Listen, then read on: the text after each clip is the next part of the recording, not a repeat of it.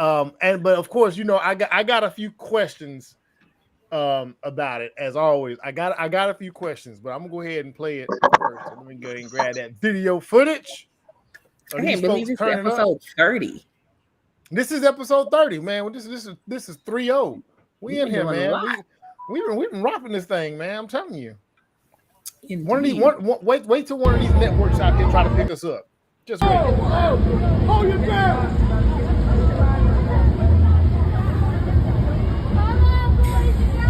And he's still in moving boat. Still in moving boat. He couldn't move in the jail. Clapping his hand. He's like, he's clapping his hand.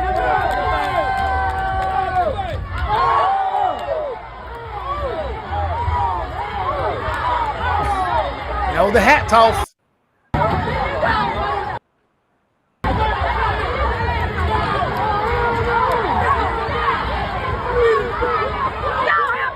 Rednecks out there.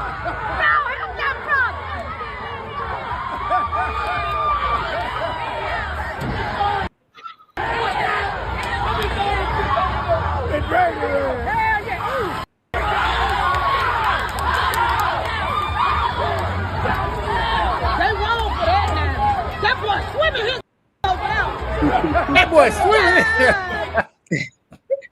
See, I ain't hear all this commentary. The commentary is a fool.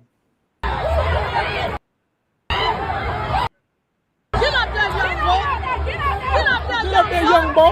Get up there, young buck. Hey, don't run.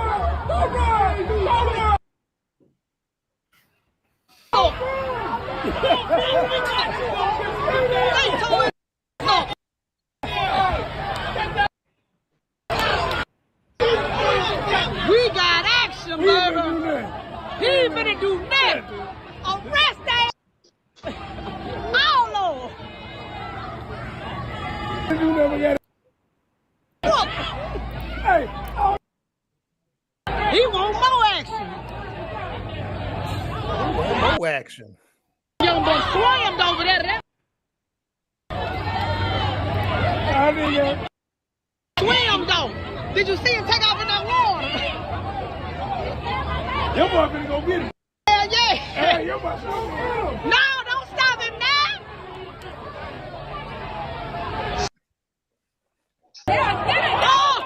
I'm gonna pause it right. I'm gonna pause right there. I'm gonna let it keep playing a little bit, but I'm gonna pause it because I got a few questions. So, has anybody seen anything?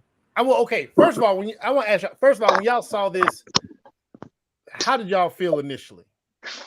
Like from the very opening of it, Chef. From the very opening of the video, how did you feel initially? I mean, at first when I saw it, I had no context, so it was just like, why are these this bunch of people beating up this black dude? Like, what's happening here? Because I didn't see all of the other angles in other videos at first. I just saw the one where I saw him throw the hat, and then people started jumping in, and it was like, yeah, brother needed some help.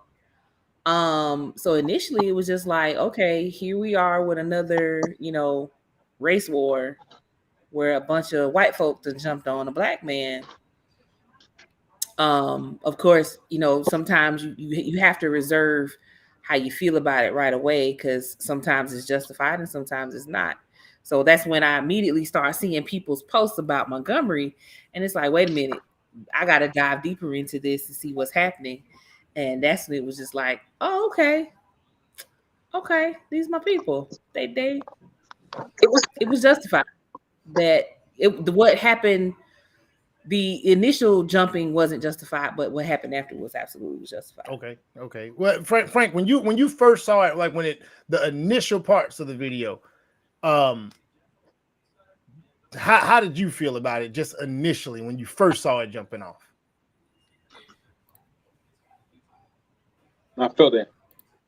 I felt like the ancestor was smiling. Cause I damn sure was, man. I loved every minute of it.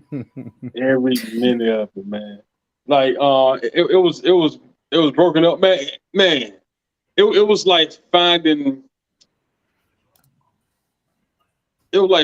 scrolls of the Bible. You know what I'm saying? Like and and piecing it all together, all the individual videos and the different angles.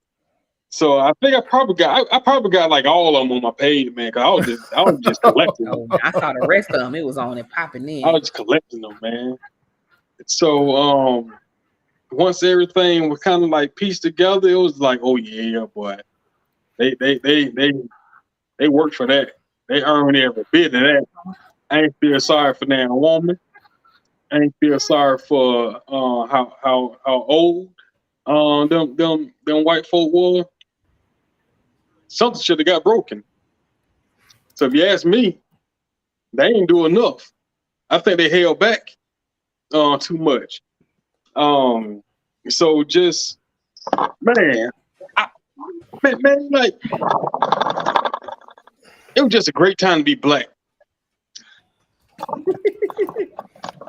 So I ain't feel no kind of way about it other than it's about damn time. Okay. So because I'm sick of all the videos where we are victimized. So now it's like, okay, we finally got an opportunity to where we got some get back on film. And I'm gonna hold on to it and cherish it as long as I can. And I hope it comes up in my Facebook memories every year because I'm gonna share it every year. I'm gonna commemorate that butt whooping they put on them folk, man. Man, when all them black people just started servicing out of nowhere, I wish that I was close enough to see their faces. Them white folk. I wish I was close enough to see their faces.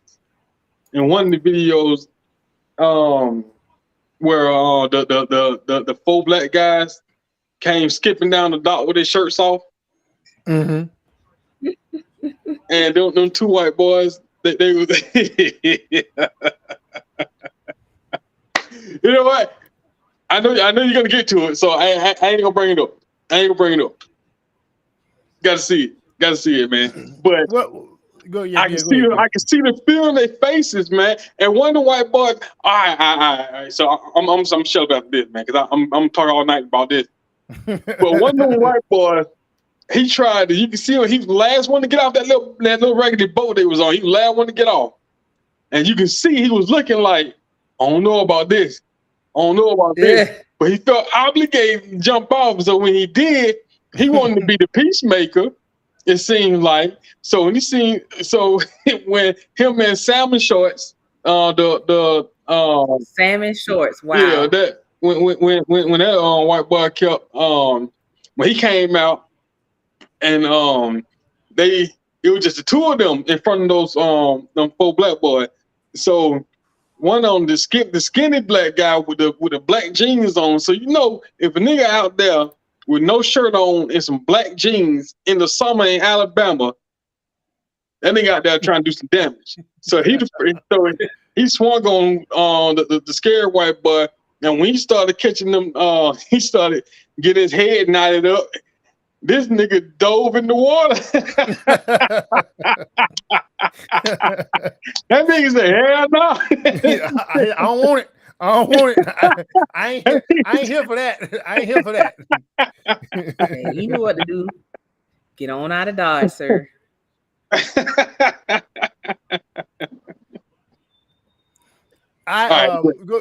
ahead, Remy. When you first saw it, when you first laid eyes on it, how did you feel about what you saw? I mean, just watching it now, man, I feel irritated, man. I feel irritated because just the sense of entitlement initially is just the fact that we're on a big boat, a big river boat here. You have a little pontoon boat, and I'm telling you to move your pontoon boat. And it's just the fact that you feel that you have the power to go back and forth with me in regards to relocating your boat. And you see that I have a huge river boat there. That burns me up inside because he got a job to do. I'm doing my exactly. He's performing his job. Like if it was any other situation, this man would not ever be over here talking to y'all at all. So again, just seeing this in the very beginning is very irritating because again, it's just that sense of entitlement. And the attack on the attack on the guy who was working there, man, that made me furious because again, this is somebody who's performing his job, and these people just came out of nowhere and attacking him out of a simple order. So it made me feel irritated at first, but again, when you see everybody come together and help him out, that kind of made me feel proud. But again, you just you have to put things into reality. Let's say, because when them guys skipped up to that boat and he hit old dude, and the other guy kind of ran back in the boat a little bit, he could have pulled out a gun and shot everybody, and then he would have been justified because it looked like he attacked him first, and that man probably would not have went to jail. It would have been a big situation, and it would have been a whole different story. They're just lucky that on both sides, the black side and the white side, nobody had a firearm in that situation because, again, it could have turned real ugly, real bad. For me, when I saw it, honestly, I was happy to see that other people were coming, other black people were showing up for somebody who was overwhelmed. If we go on the internet right now, we'll see hundreds of videos of black people responding to white aggression. It's hundreds. People, I mean, we're obviously not 50 years ago, 60 years ago, 70 years ago. And it's a lot of these older people that's getting their ass thumped because they feel entitled like they did maybe 50 years ago. And they finding out like, no, it don't work like that. But one thing that I haven't seen, and maybe because I'm not in these spaces, I have yet to see a white person post anything or say anything. Say anything anti-black. Well, yeah, I just say because I'm not in those spaces. I'm not saying it ain't happening. Oh, you say yeah, I haven't seen a white person post anything anti-black as a response because the only thing that I've seen was a reenactment video where some white guys and black guys reenacted this foolishness and they were just having fun with it. Because I think when people just put their eyes on it, those that are like, okay, if you're a person that believes that we're all equal, then you damn sure shouldn't have a problem with what you're seeing. If you believe, like I believe, that we are treated less than equal, there's a sense of pride with this situation. And if you're a person that feels like there's inequality based on racist thoughts and ideology, then you probably feel negative one way or another. And so it's the optics that it presents, you know what I'm saying, when it's black versus white. But in this situation, I don't know, is it clear to y'all that it is black versus white, or is it more entitlement, like Remy said? There's a sense of entitlement that's present. Now that entitlement might just be it's that white entitlement that we talk about. It's that white privilege. Yeah. So there might be a little bit of that there, but I haven't seen a whole lot of that there. Yeah. I think it's more entitlement than race. Even the white people that I've seen comment on it, they were like, "What did you think was going to happen when that man out there was trying to do his job?" I've seen a lot of that. I've seen a lot more of that. Which, I mean, we're obviously in a different day and age if that's the response. Because, come on now, we know if this was 60 years ago, that whole city would have been burned down by the next morning. So if I do a lot of complaining, I know. Yeah, I'm just saying something like that had broke out 60 years ago. Exactly. That entire dock, everything over there would have been burned to the ground. So we're in a different area in certain aspects. So I think optics on it are one thing, and the responses to it are another. And the responses to it seem to be more fair than unjust. And I think, in this space and time, this is where, and to me, this is where racism screams from the mountaintops, because again, you don't see very many white people talking about this, reporting this, or just like, I'm talking about in a professional or I'm not on TikTok, or I'm talking about like on a professional platform. Well, I actually got this from the news. I went in. This is the news feed. This is on news. But we need to hear white folks say, "Yo, these people are wrong." That's what we. Yeah, that's what I think. But that's what we're saying. There actually has been quite a bit of that. Oh, okay. On the I was actually surprised.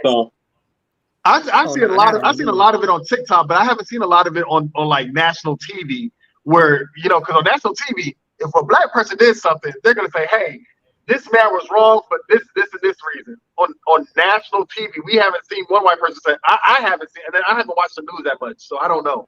Yeah. You might just be missing it. Okay. And that's why I came and said, I asked. I'm not in a lot of spaces to where I would be privy to it. That's why I asked, what are y'all hearing and seeing? Because all the spaces that I'm in and what I'm seeing and hearing, there seems to be a fair response. It is a very fair response to what took place, and I think we're getting in a better place.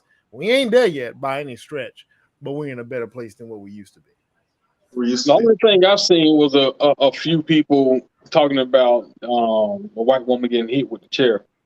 So they bypassed everything as far as how it started. Like, the guy was arguing back and forth with them for 45 minutes about moving their little boat. 45 minutes? 45 minutes. Mm-hmm. I just learned at this moment. Because he couldn't let the other people off their boat until his boat was parked. Yeah. So that meant the people on the boat were stuck too. Yeah. 45 minutes is excessive. They should have called the police. That's a problem. Trust me. That is a docking. That's a nightmare. People are ready to get off and go home. Yeah. So people are ready to get off and go home. But I mean, one thing I am gonna say is I really do think the guy who hit the lady with the chair was kind of wrong, because she was on the floor, she was down, she was already knocked down, she was on the floor. I mean, for him to come by and just kind of crack her on the head, it was a little excessive. Do you look when you're in the middle of warfare? Do you look where your bullet going? No, you just shoot. Yeah, I'm not gonna hit a woman on the floor though. I mean, me personally, you don't know if it's a woman or not. You just shoot. You are not trying to save your life. I feel you, not me. I know how to. I got it. I got it. I think, like I said, I think you don't want to be in warfare. Don't join the war. Yeah. She should have get out the way, ma'am. Get out the way, ma'am. Get out the way. Get out of this. Get your ass on. Anyway, the woman with the white dress on, she wasn't even a part of their clique. She wasn't even with that family. She was a bystander watching when the black people came to the co-captain. Now, he wasn't a security guard, he was the co-captain of the boat. Mm-hmm. So when they started coming to his rescue and defending him, that little white woman ran her little ass off the bridge, thinking that her body was going to make a difference in between retribution and peace. She actually thought that by inserting herself in between that ass whooping, that she would go make a change. Let me tell you, women, her too. Listen. In schools, one thing you understand: women teachers, when boys is rumbling, they get out. they get out the way. Anyway, I don't want to believe. I'm calling the nearest coach, principal, something. But I ain't about to get in the middle. I ain't even about to get in the middle of no girls. Yeah. I've seen women teachers be like, that direction is where I'm going. That's where the tornado. That's where the storm is. Like, well, why the storm? The storm is over there. I'm going this way. That's what they do. So I don't know. Anyway, I want to get on to the next thing. I don't want to belabor it. I know we kind of late. Epitome of minding your business. Mind your damn business, man. Please. Right. Frank posted something, man. That I saw this and I had to laugh at. When is it obvious that a person is posting personal issues for the sake of attention? Like, just purely for attention, not blessings, not well wishes, but purely for attention. And this video, you got to pay attention to the guy's body language because it's hilarious because this is what it seems like. Fuck this shit, bro. What it seems like. God, I'm about to spaz the fuck out.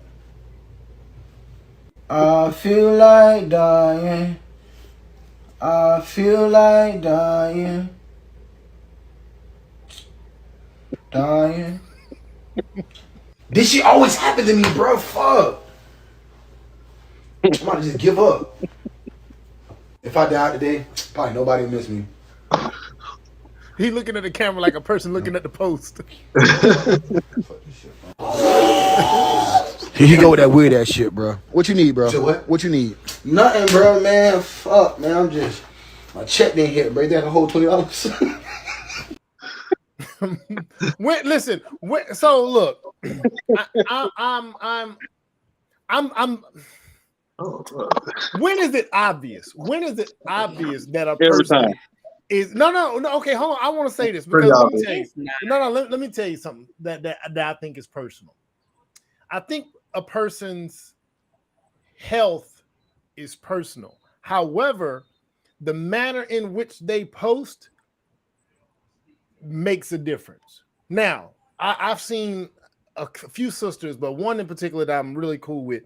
She posted her whole, like, she was off Facebook. This sister, what's her name? Golly, she gonna kill me if I don't remember her name. Oh, this is gonna be so bad because she gonna flame me up if she see this name. Remember her name? Nia Williamson. When Nia Williamson was going through her cancer, I remember I used to mess with this woman all the time on Facebook, talk shit. I don't know if y'all ever remember them posts where I would tag specific women and accuse them of being players and accuse them of being red flags. She was the one. And then she was one of them. And then she was just off of Facebook for a minute. And me and her are cool. So I reached out, text her, check on her, see what's going on. And she was like, I'm dealing with some stuff. And then eventually she comes out with her diagnosis, right? I know that wasn't for attention because what she did with it, she stood on her faith. So I think there's a difference because she wasn't making it about her. She was literally making it about her walk with God.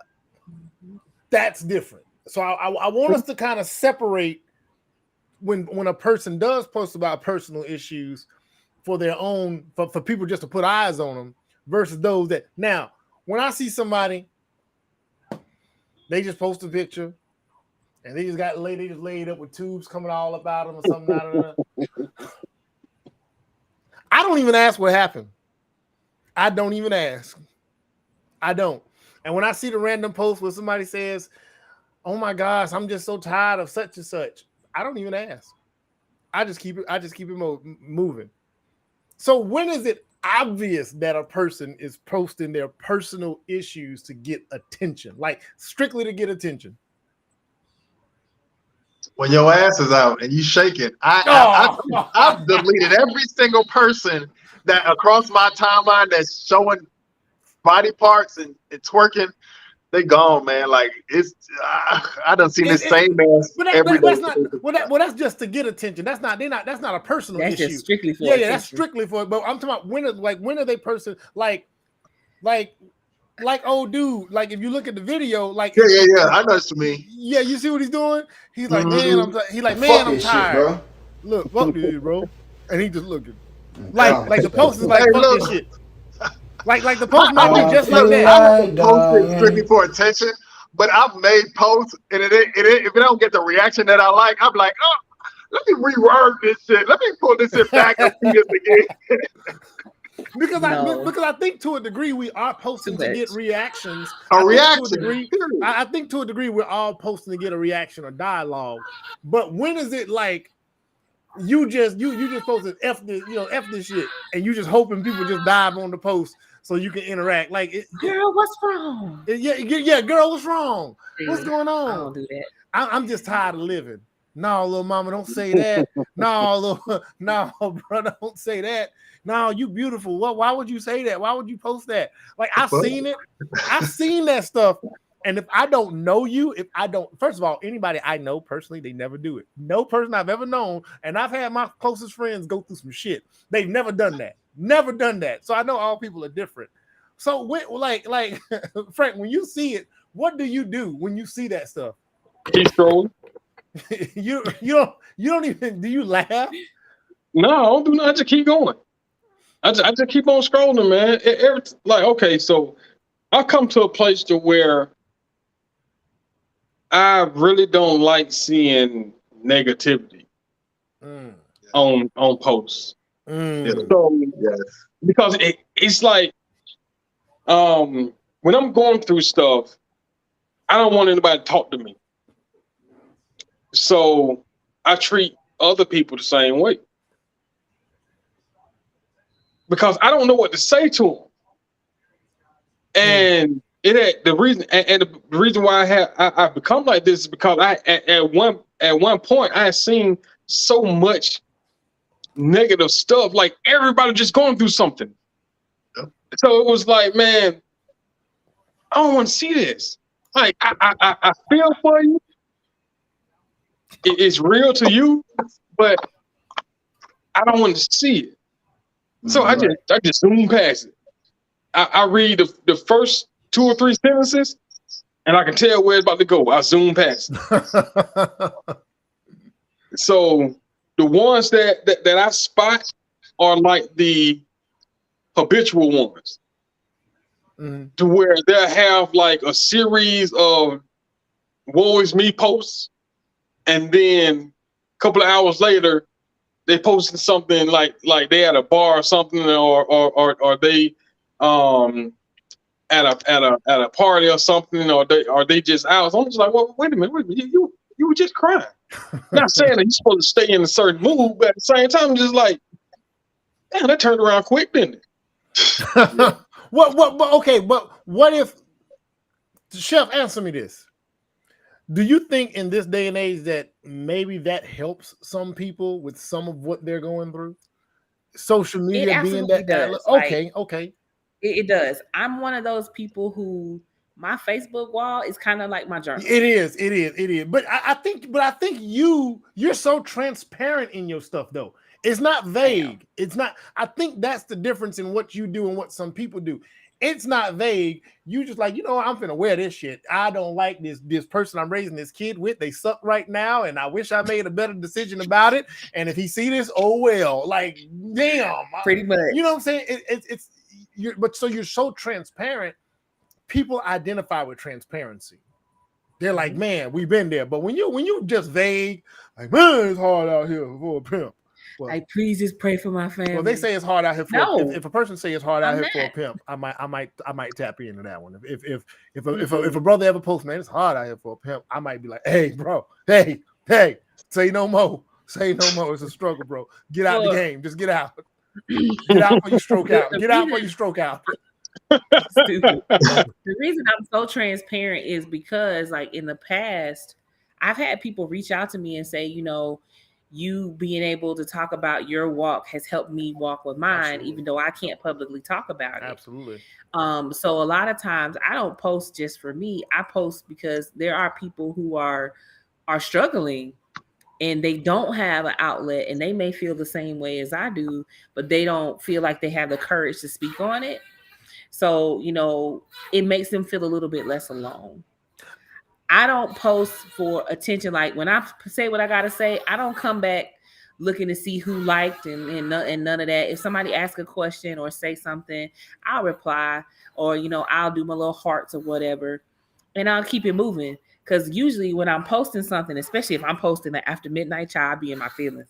You be in your feelings late night. That be the feelings post. Yes, that be the feelings when I just be want to cuss everybody out.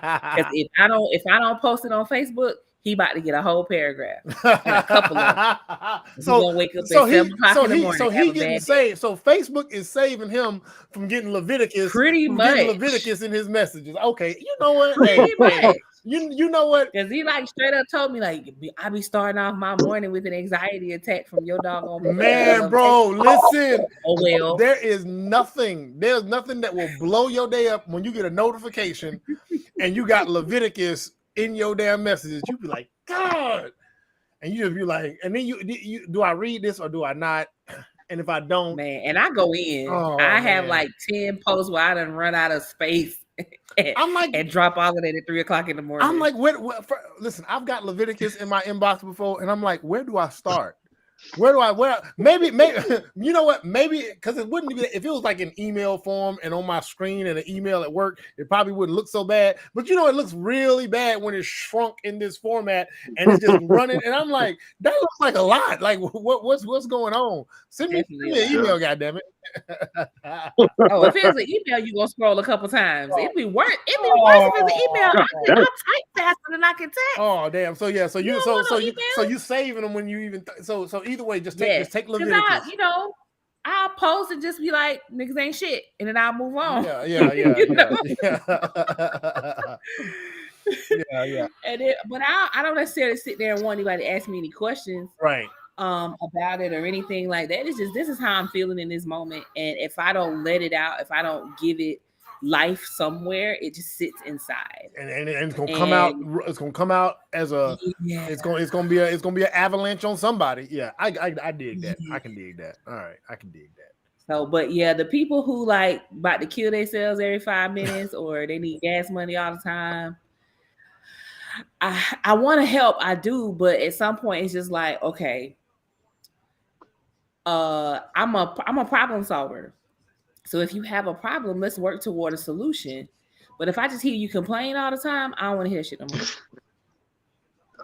I saw a post and it annoyed me. It annoyed me to my soul. And this ties into what we're saying. I'm gonna see if I can find it. Okay, yeah. I didn't share it because I didn't have time to block out the person's information and do all this, but this annoyed me to my soul. The post reads. If you want me to be submissive, why am I at this tire shop getting ripped off? Y'all love gender roles until they require y'all to play yours. Now, you go to the comment. You go to the comments. You ain't call that fool and tell him that. There we go. Now you go to the comments. First comment, a dude. This makes me so upset. Second comment, a dude. So, second comment, a dude. No, wait, hold on. I'm gonna share what that dude said. But y'all, this guy. Hold on. Let me. When the dude said, "This makes me so upset," the woman replies back, "I'm sorry I upset you, friend. I'm just tired of being the man and the woman." He says, "I'm sorry you have to be put in that position." Then I scroll down a little further. Another guy, eye emoji. One woman, 100. Another guy, he kind of puts a question in face. Another guy, you may need a new person. I'm just saying. Another guy, which one you at? Here I come. Hey, now look. I like that. Look. Hold on. I'm gonna give it to you. I'm passing you the ball next. All I'm saying now. So when I saw that, I was sitting in the car talking to my wife. I said, "Boy, I can tell you what." She interviewing. I said, "I tell you what. If I ever saw that, boy, I'm coming, bro." Look at Sam. He's smiling because he know. If I read that and came through the door, what's that damn comic book character with his head on fire? Ghost Rider. I'm coming through the door, and my energy, my eyes might be completely blacked out. Like I'm talking about, the whites might be black, the pupils might be gone. I might be in a whole demonic mode. I'd probably be, because, bro, when you do that, you are obviously inviting. You are inviting dudes. You inviting them. Go ahead, Remy. I mean, you might as well went on there and said, "My man jumped too small and he don't know what he's doing. I don't know why I'm wasting my time." That's equivalent to something like that. Go ahead, Remy. But go ahead, man. See, the comment section and the person that making the post, they in the same bucket. But first of all, I'm gonna just say in regards to somebody making the post. Just knowing me, and I hope y'all know me very well, I'm gonna go on that post. I'm gonna ask them the real fucking questions. Like the chick who got married, like the one who I told you last week, I asked her, She said, I met my soulmate and I got married 6 weeks later. And I was just like this. And now she's getting divorced. And I was just like, why did you marry this man after 3 weeks? Like you barely knew. I'm gonna write a whole paragraph under her shit, making her accountable for her issue. I'm be like, look, you ain't got to be here telling everybody what you got going on because, girl, you're accountable for this. You played a huge role in this. Right. So you need to be mad at yourself. And what you really need to be mad at is your friends for not telling you that you made an ignorant decision in the first place. Okay, now for the people in the comments. These are the most thirstiest, lamest niggas I've ever seen in my entire life. Like, I hate people that go in comments and be like, "Yeah, baby girl, I got you." Or like, hey, if dude about to show up though, bring your card with you. Huh? The dude who talking about he about which location you at? Hey, bring your card. Oh yeah, no. The women can benefit from it. We ain't saying that y'all can't. We just talking about the dudes. Well, what are you doing? But the thing is, it'd be so lame because it's just like this woman out here that post is strictly for attention. You're giving her the lame attention that should go over your head, man. Like you a man, like those shit. Well, you know what? That's what you get for fucking with that lame. I wouldn't even say it. I was like, this dummy, and just keep scrolling. Like, what do you mean? So yeah, but in regards to the post, I'm gonna give them exactly what they asking for. I can't find a man with a tire shop.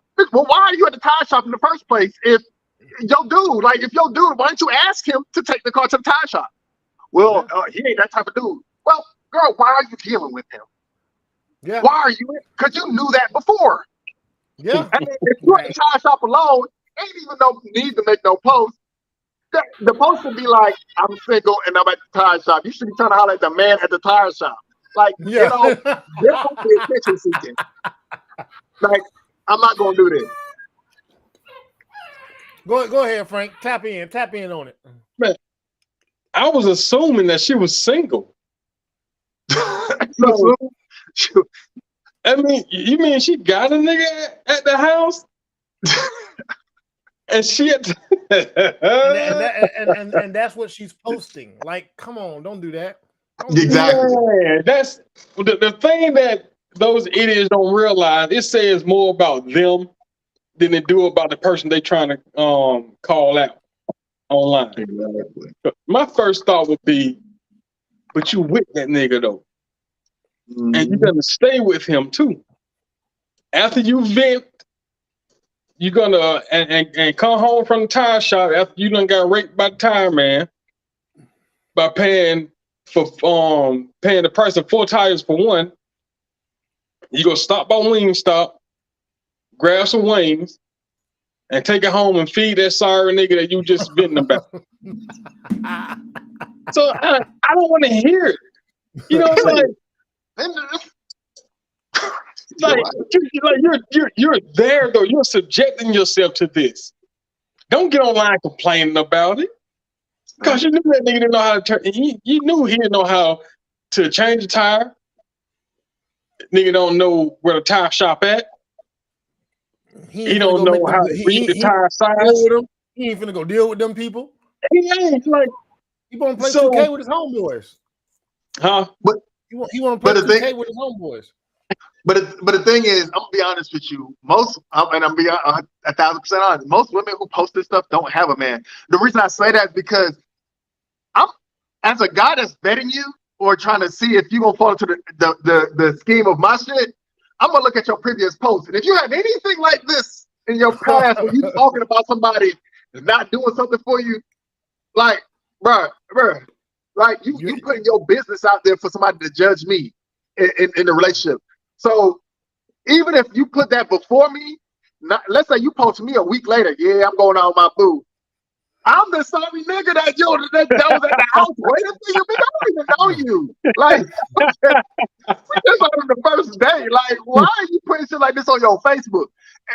Yo, crazy. Oh, I'm petty. I would, but not if I'm with somebody I'm actually with. An ex can get that business, but with somebody I'm with, nah. You gonna keep that to yourself, right? Yeah, and that's my thing, man. Man, it is a dangerous place to air out your significant others and your issues on social media because, boy, people don't understand what they invite. You Right. one, you're gonna set yourself up because you're gonna think you got more options than you got because them dudes just trying to find a way in. That's gonna number one. Two, you will get people trying to slide and get what they can get for the moment. They're not trying to be your husband. They're not trying to be your new man in most cases. They just trying to. They see a moment of weakness. They see a moment. Girl, he ain't. Look. I'm gonna pay for one tire and get up in the. Look. Girl, be like you got your arm around it, girl. Girl, he ain't shit. But some women post like that to vet as well. Girl, because he don't respond. I know I say plenty of stuff where I just be like, let me see who out here real thirsty, see who gonna pop in my body. And I'm sitting there like, girl, what? He what? Oh my God. He couldn't go to the tire shop. Unbelievable. They don't make men like they used to. Yeah, girl. They don't make men like they used to. Know. Yeah. I already know. You an opportunistic asshole. I'm good. You got something to drink in there? Yeah, give me something to drink. Yeah, girl, come on back. Here, come on. She gonna why yo me? Oh, I thought why she come back and give me some drink. I'm butt ass naked on the sofa. I thought we was going somewhere. Put your clothes on, sir. Look. Hey, on the tire money, you gonna be counting the tire money in $1 bill. Look. It was.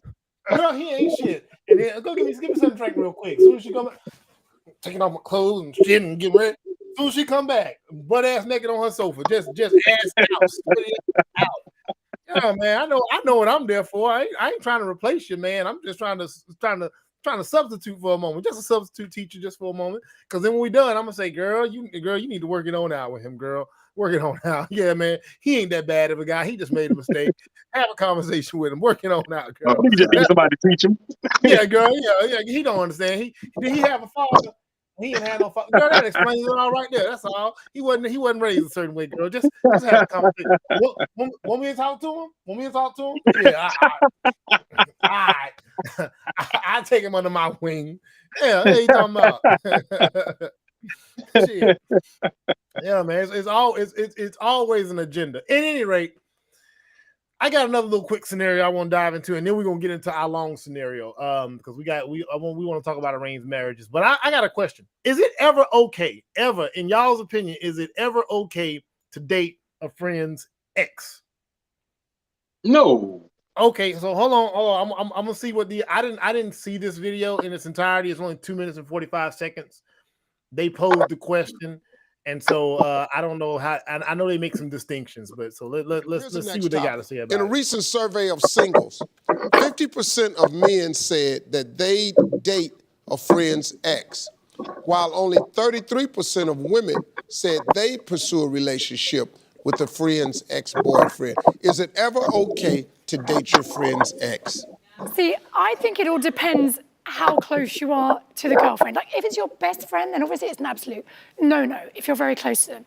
If it's like a friend of a friend, then maybe it's okay. I think it is an absolute no, even if it's a friend of a friend, because I feel like when you're intimate with somebody, especially if you're intimate with somebody, like if you just went on a dinner date, I feel like that's okay. But if your friend was intimate with him, or even if your friend's friend was intimate with him, I just feel like it's weird. Because how about if 3 years later you're thinking, wow, that was a good session, and you want him back? Yeah. I don't want anybody's leftovers, period. I don't care who you are. So for me, it's like we do have somebody's leftover. You just don't want your somebody's, but I don't want to know the person that the leftovers that I'm having. Right. I don't know. I have a very close-knit group of friends. And so, like, within that group of friends, once somebody introduces me to somebody, even if they, like, check all the boxes for being amazing, they're never going to be my person. They're never going to be my amazing. And they're immediately in the no-go zone. And if it didn't work out with them and we're close, it's probably not going to work out with us. I don't know where they got the 50% of men would do that because of the way we're made. We know we're hunters. Yeah. So now, if I'm through with my girl, we break up with her, and then you over there. I know good and well you've been watching her for a while. I know you've been sizing up, checking out. So now, dog, this whole time you've been just laying in the cut, waiting on something to happen. Yep. Nah, man, we probably gonna fall out about this. This ain't gonna be no reality show falling out. You know, in reality show, women on reality shows are different. Y'all can have a group of women and y'all can fight on Friday, and then next Friday y'all go out the country. You can't do that with me. No, we don't have a choice. We don't have a choice, and a lot of the times we don't have much of a choice. Right, So, I understand you know, that. sometimes I'm like, well, I'll be over here, she can sit over there, but yeah. See, but you can't put that on TV. All right, hey, listen, that video might be over, but I feel like we. So, I'm with the last lady said. Yeah, it's an absolute no. And I was like, where did he get? Because what Steve said is a point. Like, man, when it comes to, you know, me and Frank been best friends for a long time. Man, whatever he used to be with, that those women are all in the no zone. Like they're in this category that are no. But even Remy, like me and you ain't that tight. Not like me and Sam, but even you, like if I knew that you dated, dude, we done chopped it up, we done hung out. No, bro, whoever you rolling with is off limits for me. But is there a line? Like where does it stop? You know what I'm saying? Is it friends, associates, homies, acquaintances? Like how far down the line of association? Here's a real situation. So I had somebody, a barber, who was cutting my hair since I was a kid. And I've known his wife for a very long time. I moved to Texas and I moved back. They were divorced. So his wife, I seen his wife out and I was just like, damn, aren't you such and such wife? She was just like, well, yo, we got divorced. And I was just like, damn, well, I wasn't really attracted to the chick, but it was just like, damn, this somebody who I seen growing up in a barbershop. She wasn't that much older than me, and I was just like, well, you know what I'm saying? Maybe we should go out. So when we started hanging out, I felt really uncomfortable, man. She was throwing that shit at me, and I just felt extremely uncomfortable. I was just like, look, I don't even feel right. I mean, I just tried to see if I could get with you, but now that you're really interested, I don't really feel nigga. This young man was my barber, and it's not like he's not that close to me, but it's just the fact that we had a relationship. That nigga was my barber for several years. I mean, there's no way that I would personally, like, I don't talk to any of my friends' exes at all. I would never. But even in that situation, man, I felt like I was doing so wrong in that situation, just like even entertaining her and just knowing that at one point she was my barber's wife. So, and I had to cut that situation off because no matter what, it just felt like I was doing wrong. Yeah. Yeah. Go give your perspective, Chef. I think you come in with a little bit of another angle. She's like, Chef like, I heard that. Give it, yeah. So, where's the line for you? Best friend? Okay, I know you're not gonna mess with our best friend's ex. I mean, it depends. So you have to look at this is how I view like relationships with people. Energies don't always coalesce in one instance, but they may in another. So I'm not gonna feel some type of way if a friend of mine is dating one of my exes. You know what? Your boy Drake said, "I get along better with your friend." It could be that. So I don't know. For me, it feels like to deem it. Oh, well, you can't date him because I used to date him. That means I have attached some type of property limit on it that you can't have. And it's like, he might be better for you than he was for me. Maybe he's grown as a person, or there's some shit you gonna put up with that I'm not gonna put up with. Honey, y'all gonna be happy. You so mature. You so mature. What about your ex-husband? What about your ex-husband? You got a homegirl that come to you and like, you know what? He's the love of my life. We're soulmates. I just really feel that you be good with that? Child, if you want a whole mental patient, go ahead on, sis. Damn. Yeah, you. And I'm being facetious. He's not a mental patient, but it's one of those things where okay, maybe you're better at making him happy than I am, and that's cool. I don't spend my time trying to determine other people's attachments because I just think that's not fair. But would you feel a way? You don't think you wouldn't feel a way? You wouldn't question the friendship a little bit?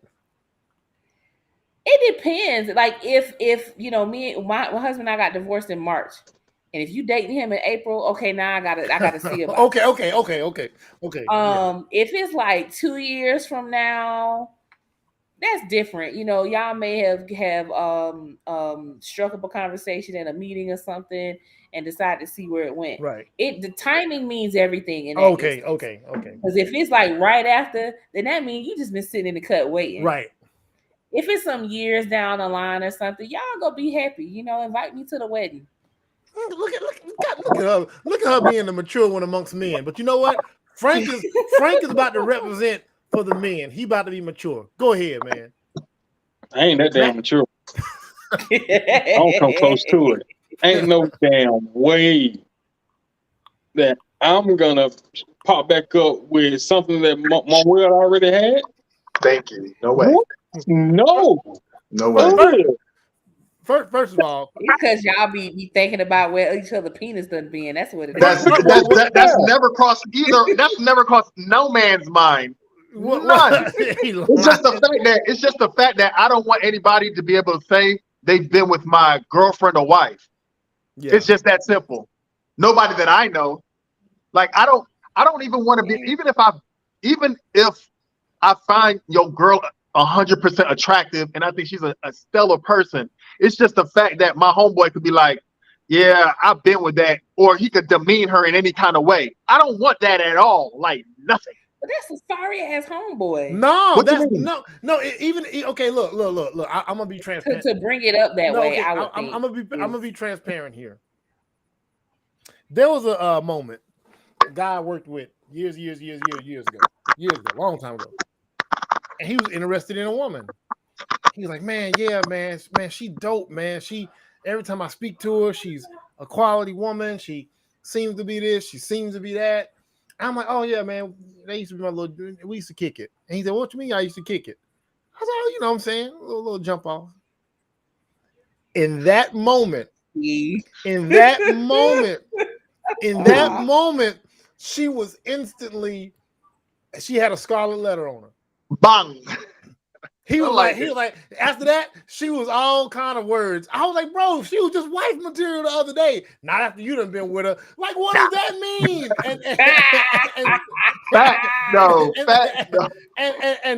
And so, and I know I joked about a lot there. And I know Frank, like, you know, we have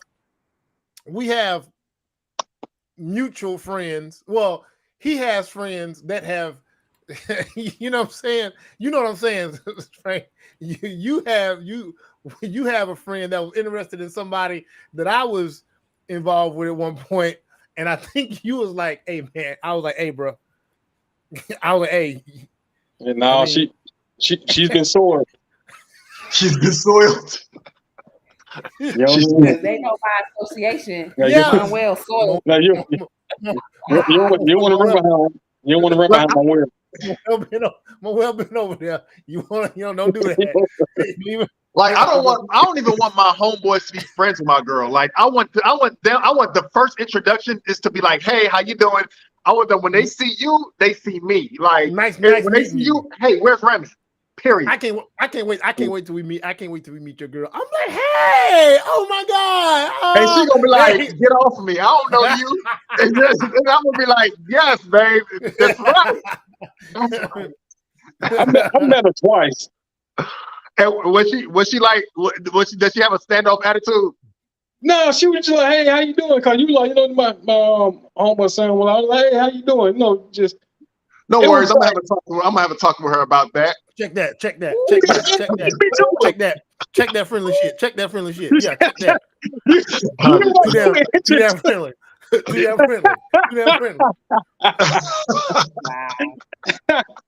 Man, I say, look at it this way. Would you borrow a nigga bun at a cookout? Would you borrow his bun at a Would cookout? You borrow that nigga hot dog bun at a cookout? No, hell no. Okay, so his women were now hot dog buns now? Is that what we're saying? No, it's just somebody had a bite out of that. It's just somebody had a bite out of it. Somebody had a bite out of it. I don't want to come bite after you. Exactly. Already made that bun. Yeah. If y'all used to play football, y'all used to drink behind each other, give each other mono. So what's different? Sports is different. Sports is different in the Nah. in the throes of competition and in battle. It's like battle buddies. In the throes of competition and in war, it's different. Y'all gonna piss and shit in the same spaces, and you're not gonna care. But when it comes to women, y'all are not war. Y'all are not sports. Well, true. Never mind. Let me wait. Hold on. Back up. That was, my misogyny is kicking in when I say y'all are not sports. Y'all are not sports. No, I'm just playing. I know that's debatable. But yeah, I guess for me, it's been more along the lines of I don't own anybody and nobody owns me. You speaking from a real love, but no, Chef. You speaking from a you belong on the West Coast. You belong in California somewhere. Yes, you do. I don't know why you in this part of the country where you even in a time zone in California you would thrive because everybody loves and you really would. No, it's not that everybody loves. It's just like once I'm done, I'm done. And I don't want to stand in the way of anybody getting what is for them because I don't want you standing in the way of what's for me. I don't want to see my friend happy with somebody who I used to fuck with and then hear about the stories about my ex is doing for you. Do you know how upsetting that would be if I had such a horrible time with this woman, but she's over here making Sam the man of her dreams. Sam, what are you doing with this girl? It would be upsetting to hear because you're like, I failed, but at the same time, it ain't my job to stand in the way of that because I guess for me, I don't want anybody standing in the way of my happiness. So I don't want to stand in the way of anybody else's. I love who I love. And once I release them, I release them. Now you got to find a happiness somewhere else. The world way too big. Like nigga, expand your horizon. It's not though. It's really not. This world is huge. Well, it's not that. I'm the same way. Everybody's like to say 7.5 billion people. I'm like, no, there's not 7.5 billion people that you can actually that are in your dating pool. That's not the way it works. So you might got a cool 200. It is more than my ex. It got to be at least one more than my ex. Yeah, they're gonna find that one more. And I think it depends, man. I think like Chef said, you know, it depends. Timing is everything, right? But listen, man. I'm trying to think, man. Like, how far removed from me do you have? No, okay. Look, put it like this. You have to be quite far removed. Like, let's say an ex from years ago. Obviously, I'm married now, so I don't care. I am going to clown. Now, I'm going to have fun. Not mean. I'm not going to be mean. I'm going to have fun if somebody happens upon an ex of mine knowingly. Like you knew me and her used to kick it. Now that's where you at. I'm going to be like, that's going to be my face. I'm like, oh, you, look at you. Look at you, kids. Yeah, you the same guy who don't want people talking to each other on your posts. Yeah, I don't like that either. No. All my Facebook, all the women that I'm Facebook friends, well, not all of them, but most of them, my Facebook girlfriends of mine. That me and Remy always got beef because he done stole plenty. He done stole plenty. Hey man, hey, I had dreams of moving to Dallas, man. I had to get my little. I had dreams of moving to Dallas, but check this out. Like I had a friend. I don't know if y'all know Kiavia. I know Kiavia. Yeah, Kiavia. I've known Kiavia since the 4th grade. And I've always, like, I would say Kiavia was probably my first crush ever. So when she started dating Memphis Mike in high school, yeah. My nigga, after the day I found out she was with Mike, nigga, it's like a switch turned off, like boom. I could never deal with this girl like in this capacity again. Like, I could never even like this girl again. So after they got divorced, I was just looking like, no, like not that I have a shot with her, but just saying, like I wouldn't even think about trying to holler at her because she was involved with somebody who I consider a cool person. He may not have been close to me, but I'm just like, damn, I know her ex. There's no way I could have any type of relationship with her. So and then like, you gotta see that dude. Like, look, man. exactly. And then they got at some point, if you have to listen, I don't want to sit in no room with no dude that done been where I'm going. No, no. And I'd rather preserve the friendship between me and him than even preserve a friendship with me and her. Like, yo, I'm your homeboy. I'm at this point, I'm asking for your husband. Where your husband at? Where your husband at? Let me tell you, you don't want me. You don't want me at your wedding, and you walk down the aisle with somebody that I've had a nice run with. You don't want that because I'm be sitting there. Well, get the fuck out of here. I'm be smelling my. Let me know when you actually act your age, sir. I'm be smelling my top lip the whole time. They gonna be like, why your face like that?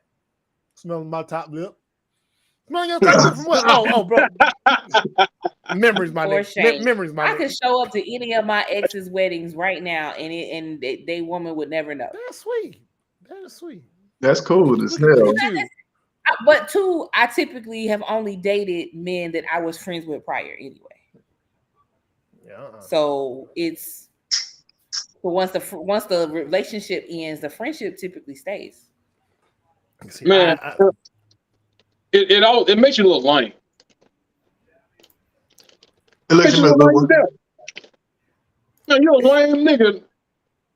Y'all male egos are a trip because we're hunters. There's a level of pride that comes with hunting down your own meat. Because you didn't get the whole. Yeah, look. If we in the problem. If we in the wild, and me and this dude we out hunting, and then he look at me and I can't hunt, I can't kill no zebra, but he like, hey man, don't worry about it, man. You can get some of mine. My pride would be destroyed. I'm hungry. I gotta eat, but he gotta reach over here and cut me a little bit of his zebra. Hey, bro, go ahead. But that's different. It's not like he introduced you to the girl to date him. It's just like, man, I can go, and I'm gonna probably go hungry for a few days. Nigga, fuck you, nigga. I can get my own zebra, nigga. Get my own zebra, nigga. I don't need yours. Like I'm gonna want to go get my own meat. We respect. We respect. But yeah, I couldn't get no zebra. I'm gonna get this rat. We respect the hunt so much to where you weak. It's like you're weaker if you don't get your own. But here's what that's contradictory energy. The same dudes to say stuff like that be the same dudes running trains. No, I've never done that. Okay, I've never done that either. So you can't say you may not have. I've never had it. There are some. And I've never done that. Something. I got to hunt my own. You ain't hunt your own that night. I mean, because that spoils for everybody. Ain't nobody trying to wife that. That don't matter. Y'all shouldn't even be fucking with the same person. And that's why I asked. Like, okay, and that's why I asked. And that's why I asked where do we draw the line? And that's why. See, that's why I ended the question with where do we draw the line? Because there's. And that's why. It makes it worse. It gets different when it's just a jump off situation. For me, listen. There's a few things there's not a bunch of ethic and moral things I can stand on, but here's one. In no capacity whatsoever am I going to run behind no dude. I had one situation. There's one person that can call me out on this. One, I was in high school and I just had my own little agenda that day. And I was like, I want to put lips on as many chicks as I can. And my homeboy found out that I kissed his ex-girlfriend, and he didn't pick me up from school the next day. He made me sit my ass at home, man. Sucky situation it was, but it was for sport. And when I thought about it, I'm like, hey man, that was low as hell, man. That was your ex. I ain't want nothing to do with that girl. I'm literally playing a number. I'm literally playing a numbers game out here. You know what I'm saying? Who all can I kiss on a Valentine's Day? But so that's once in my life. But in a serious sense, I got too much pride, man. I can't run up behind nobody. So it's okay to fuck on the same girl. I don't think so. Just not make a girlfriend. I don't think even for me, I don't even think that's okay. For me, get your own in every capacity. Facts. I believe I'm with you on that whole thing. Yeah, the rest of y'all. That training is lame. No, like I don't feel comfortable with anybody just another male in the room while I just don't feel comfortable with that whole thing. But again, for me, it's just the fact that I don't want anybody to ever say that they were with somebody who I'm taking seriously. Like, and then it's the major fact is it that okay if you're not taking them serious? even the major fact is also that my girl. He's saying that's not okay either. He's just making an emphasis on the serious part. But he's even sex, he ain't even down with that.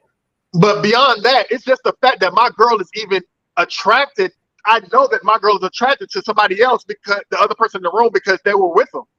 You know what I mean? Like I might have some homeboys that my girl might be attracted to. But bitch, don't let me know that you're attracted to these niggas by dating them.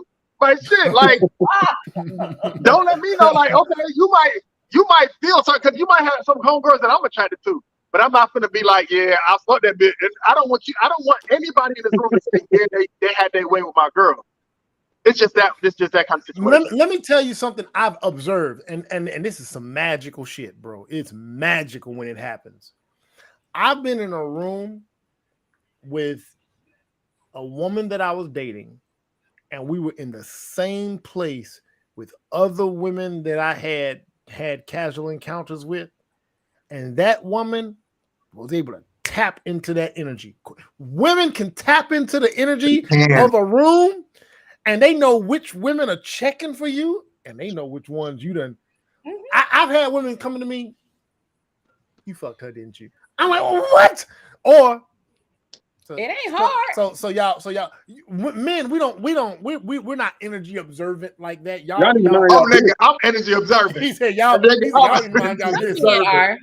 I'm watching your eyes. I'm watching your body language. I'm watching everything. I'm watching how listen. I mean, yeah, you see, I don't pay attention. I really don't. But I know what it would look like if I was paying attention. It's a hey, big head energy. But I'm never paying attention to it. But I've been called out, and I'm like, how the fuck does she know? You know what I'm saying? And then I gotta either lie or be honest or delay the truth. You know what I'm saying? Just be honest. Like, I mean, I'm dating a guy who literally said to me, he's like, if that energy is in the room, just let me know before we get in there. He's like, you don't have to point the person out to me. Just let me know. Yeah, that's fair. I you know what? I had a homegirl that she need to watch this damn live. I'm gonna get this clip to her. Well, she told me at one of her birthday parties there was something like 3 to 4 exes at the birthday party. I said, "You are." I said, "Do they know?" She's like, "Nah." And then she said, "Oh, well, I don't think so." I said, "Man, look, bruh. Like, come on, man. You gotta let them dudes know when they enter in the room where they enter in the room at because." Man, I've seen things go very, very bad. I'm gonna tell this. I'm gonna tell this story. Then I'm gonna get on to our next topic, our arranged marriages. God, I mean, if she see this, oh well. If he see this, oh well. So, I was part of a group once upon a time, and we used to do cabin trips. And when they used to do these cabin trips, when you made your reservation, the people that made their reservations first. They got to pick their rooms first. And then they could pick their roommate. They could pick their roommate of all the other people first. So this was look at Remy. Look at Remy. He's smiling, boy. So you make the reservation and then you pick your roommate. Now, if you don't pick a roommate, the people that make reservations later can say, hey, I want to be your roommate, and people can match up. So obviously you saw very early on the men picking, maxing, mixing and matching. Type of guy I was. I didn't go get a roommate.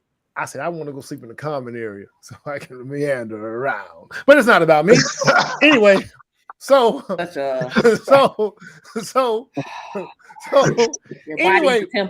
anyway, define temple. Anyway. So there was this lady there, and when we were going on this trip. So was this the next year? I can't remember which year because we did it twice. As this guy was like in the group, he was hitting on this woman, constantly hitting on her, like putting in work. And it's a bunch of dudes in that group that had all been with this woman. Now we didn't know, us guys, we didn't know. Like, number one, I was first. But we didn't know. The guys didn't know. No, because she wasn't talking about what she was doing, and the men weren't communicating. Yes. And then at some point, it got figured out. Like there was a guy who said something, and another guy said something. But anyway, so we're all on this cabin trip. So now there's a dude who's putting in the work. He's putting in the work. He's trying to make this his girlfriend. He's catering to her, bringing her breakfast in her room. He just, I mean, he's doing what a dude would do if this was your woman. So, and he's not a simp because he don't know her history. Yeah. The whole time on the cabin trip, all the dudes were like, y'all see this? Does he know he don't gotta do? Does he know? Does he know he don't gotta do all that? Nobody said nothing. Look, none of the guys said nothing. We kept it G. It was a woman that went to that guy because she was checking out that guy who said, "Hey, your girl. She got a fan club in this room.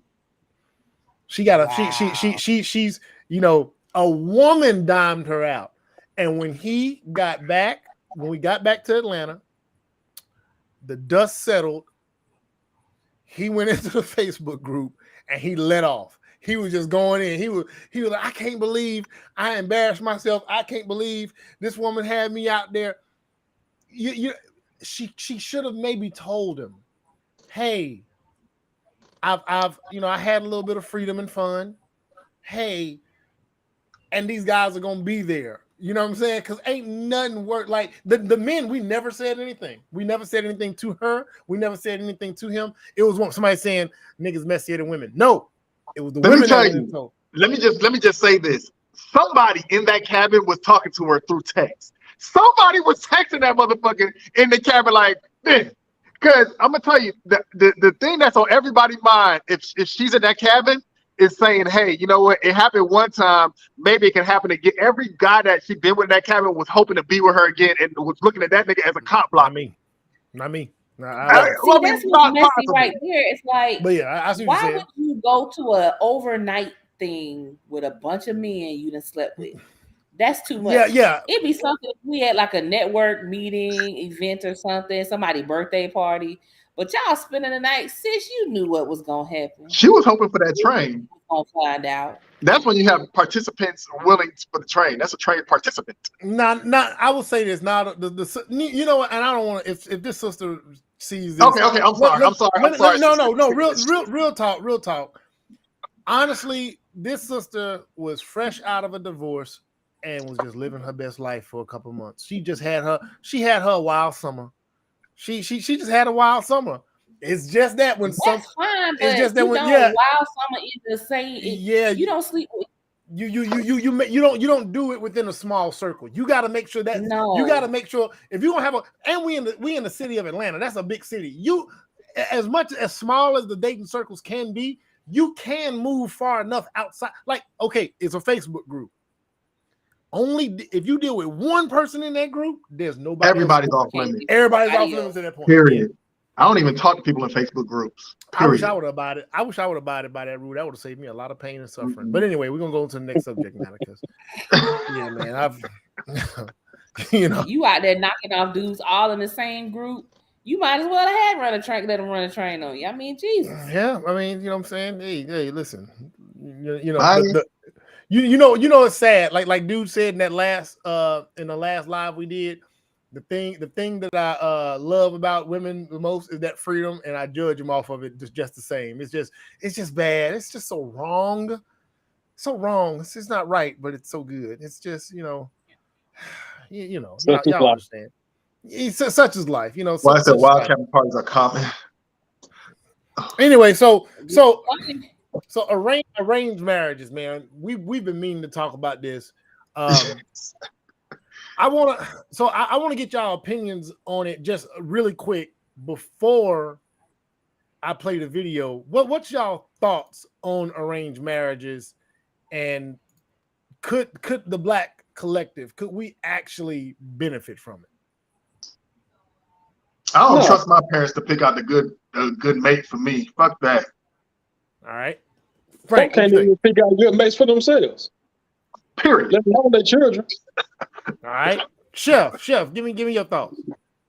So for me, I don't think it has to be your family that picks them out. It could just be people you trust. Like at this point in my life, if I start dating anybody outside of somebody I've dated previous, I'm running them through Manuel and Frank first. I Whoa! need y'all to vet it. What about me? Remy, I don't trust you. What? I'm gonna tell you straight up. I'm gonna be like, look, I'm gonna protect your heart more than anything. I'm a You nigga. know what? I'm a real nigga. Remy might be a wild card. Remy might be a good wild card to have. You'll be a tiebreaker. Yeah. Remy a good tiebreaker. Okay, so my thought. But I just think vetting is important. And most of our families, I don't think are. I mean, I look at my mama and who she picked for my daddy, and it's like, girl, why? What did you do? So yeah, I think it's just is you need additional help vetting these days. And that's where I was going to go with it. I think the vetting process. If you have elders, and we've talked about this before, if you have elders that you really respect and trust, like I mean, you hold them dear, you've sat and talked to them, and you endear them. That my elders, I would feel if my elders recommended, I would take a recommendation seriously. So I'm gonna leave it at that, and I'm gonna get the perspective of these people that participate in it. It's a video from that Jubilee show where they have the forum breakdown of two sides that take a different perspective. So I'm gonna let them talk. We're gonna jump in and get our thoughts in here and there.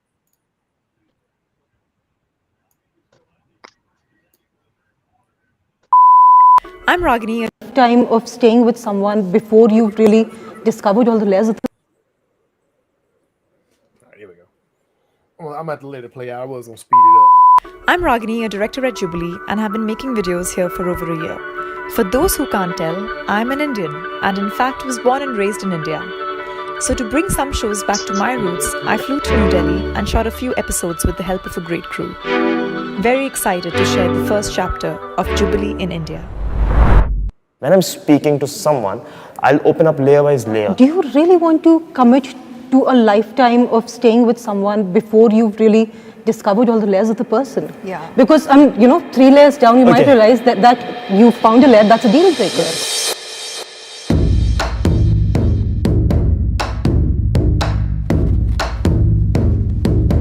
When I started the process of arranged marriage, I was 25, and when I got married, I was 29. Arranged marriages is a beautiful concept because it just expands your horizon to meet more potential people. I got arranged marriage when I was 21, and I think that was very, very young. We parted ways because we grew differently. I do agree that arranged marriages are an entire spectrum, which also do include marriages which are autonomous, and the choice is given to the bride and groom to say no or to say yes, but by and large, I think agency is non-existent. That setup doesn't give you the structure or the framework to explore the other person's values and beliefs and priorities. So I had a love marriage, but of course we grew apart. But it also gave me a lot of insight into my own self, that what did I want? I really feel it was one of the most beautiful relationships I've ever had.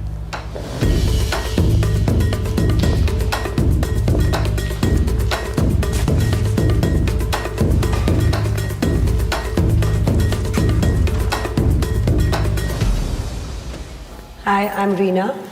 I'm a shoe designer, a polo player, and a DJ, and I'm pro-arranged marriage. Hi, I'm Pankri. I'm 35 years old, and I'm a makeup artist, and I'm pro-arranged marriage. Hi, I'm Pradyuman. I'm 31 years old. I am a jewelry designer. I'm an entrepreneur, and I was a participant in Indian matchmaking. I am pro-arranged marriage. Hi, I am Astha. I am 22 years old. I am an aspiring musician, and I'm also a law student, and I am anti-arranged marriage. Hi, I'm Akanksha. I'm 32 years old, and I work for American Express, and I'm anti-arranged marriage. I'm Suvir. I'm 47. I'm an architect and a trainer, and I'm anti-arranged marriage. Pause real quick. Boy, you see all these people's professions? I ain't hear not one person say they was anything that took less than damn 4 to 6 years of school. Damn, goddamn Indians, boy, they don't play around, do they? Marriages are an outdated concept. If you agree, please step forward.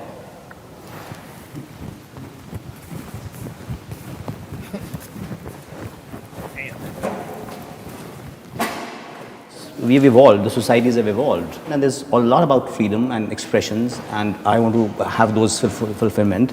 So I think in today's times, it's gone out of context. The aspirations, regardless of the genders, are changing. How do you fit into those boxes, those pigeonholes?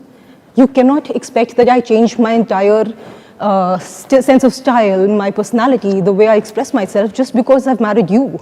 What the hell is so special about you? Yeah. The gender bias is so, it's so painfully obvious. I would never voluntarily put myself in a position where some stranger can just come, evaluate my character, my market reputation, put me under labels like too dark, too thin, too fat, whatever. And actually I was having a discussion with my best friend last night. I was telling her how excited I am to be having this conversation today. And she told me that when she was young, when she was 7 or 8, she herself was involved in these potential bride visits of her uncle. They used to go to some prospective bride's house and not even talk, just observe her. And then in the car ride back home, the entire conversation would almost always center only around her physical attributes. Her belly was showing, so there were some stretch marks there. And just imagine the kind of imprint it would have had on a girl who's just 7. And she says that she still carries the insecurities that were bred because of that. Can we have the disagreeers come forward?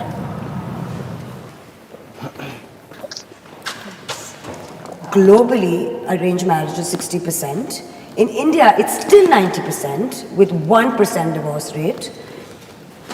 Whereas globally, I feel right now arranged marriage is not outdated, but is growing. Like I know because I lived in New York for 10 years and my friends wanted their parents to get them arranged marriage. And these people are living, born, brought up in New York. So I just feel that I think it's coming back much more strongly.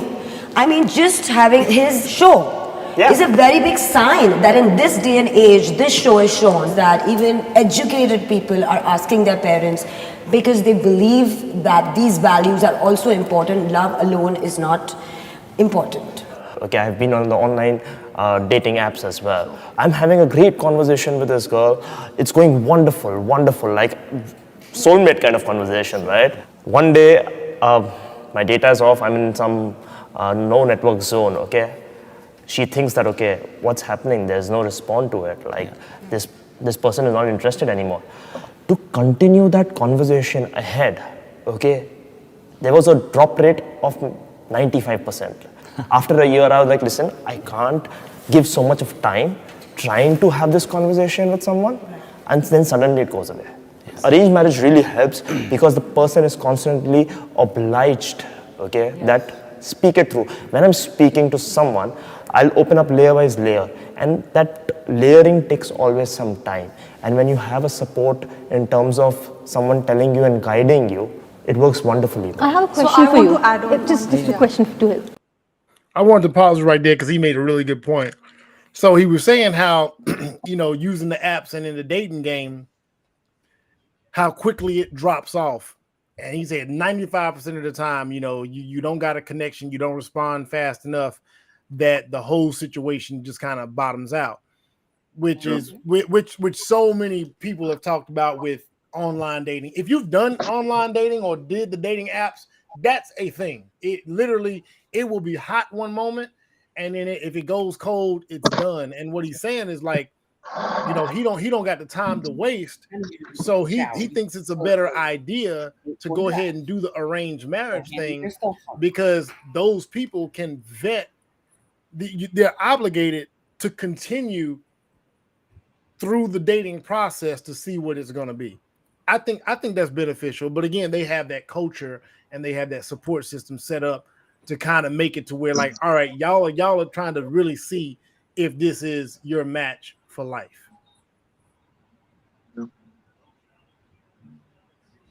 It's you hear the saying all the time, the dating pool has pee in it. But I would suffice to say that I think people have number one, unrealistic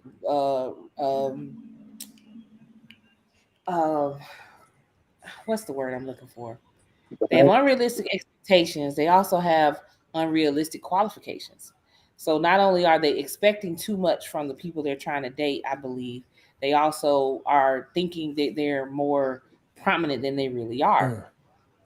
So a third party person, family, friend, whatever, stepping into the vetting process kind of humbles everybody to like, okay, here's where you realistically are.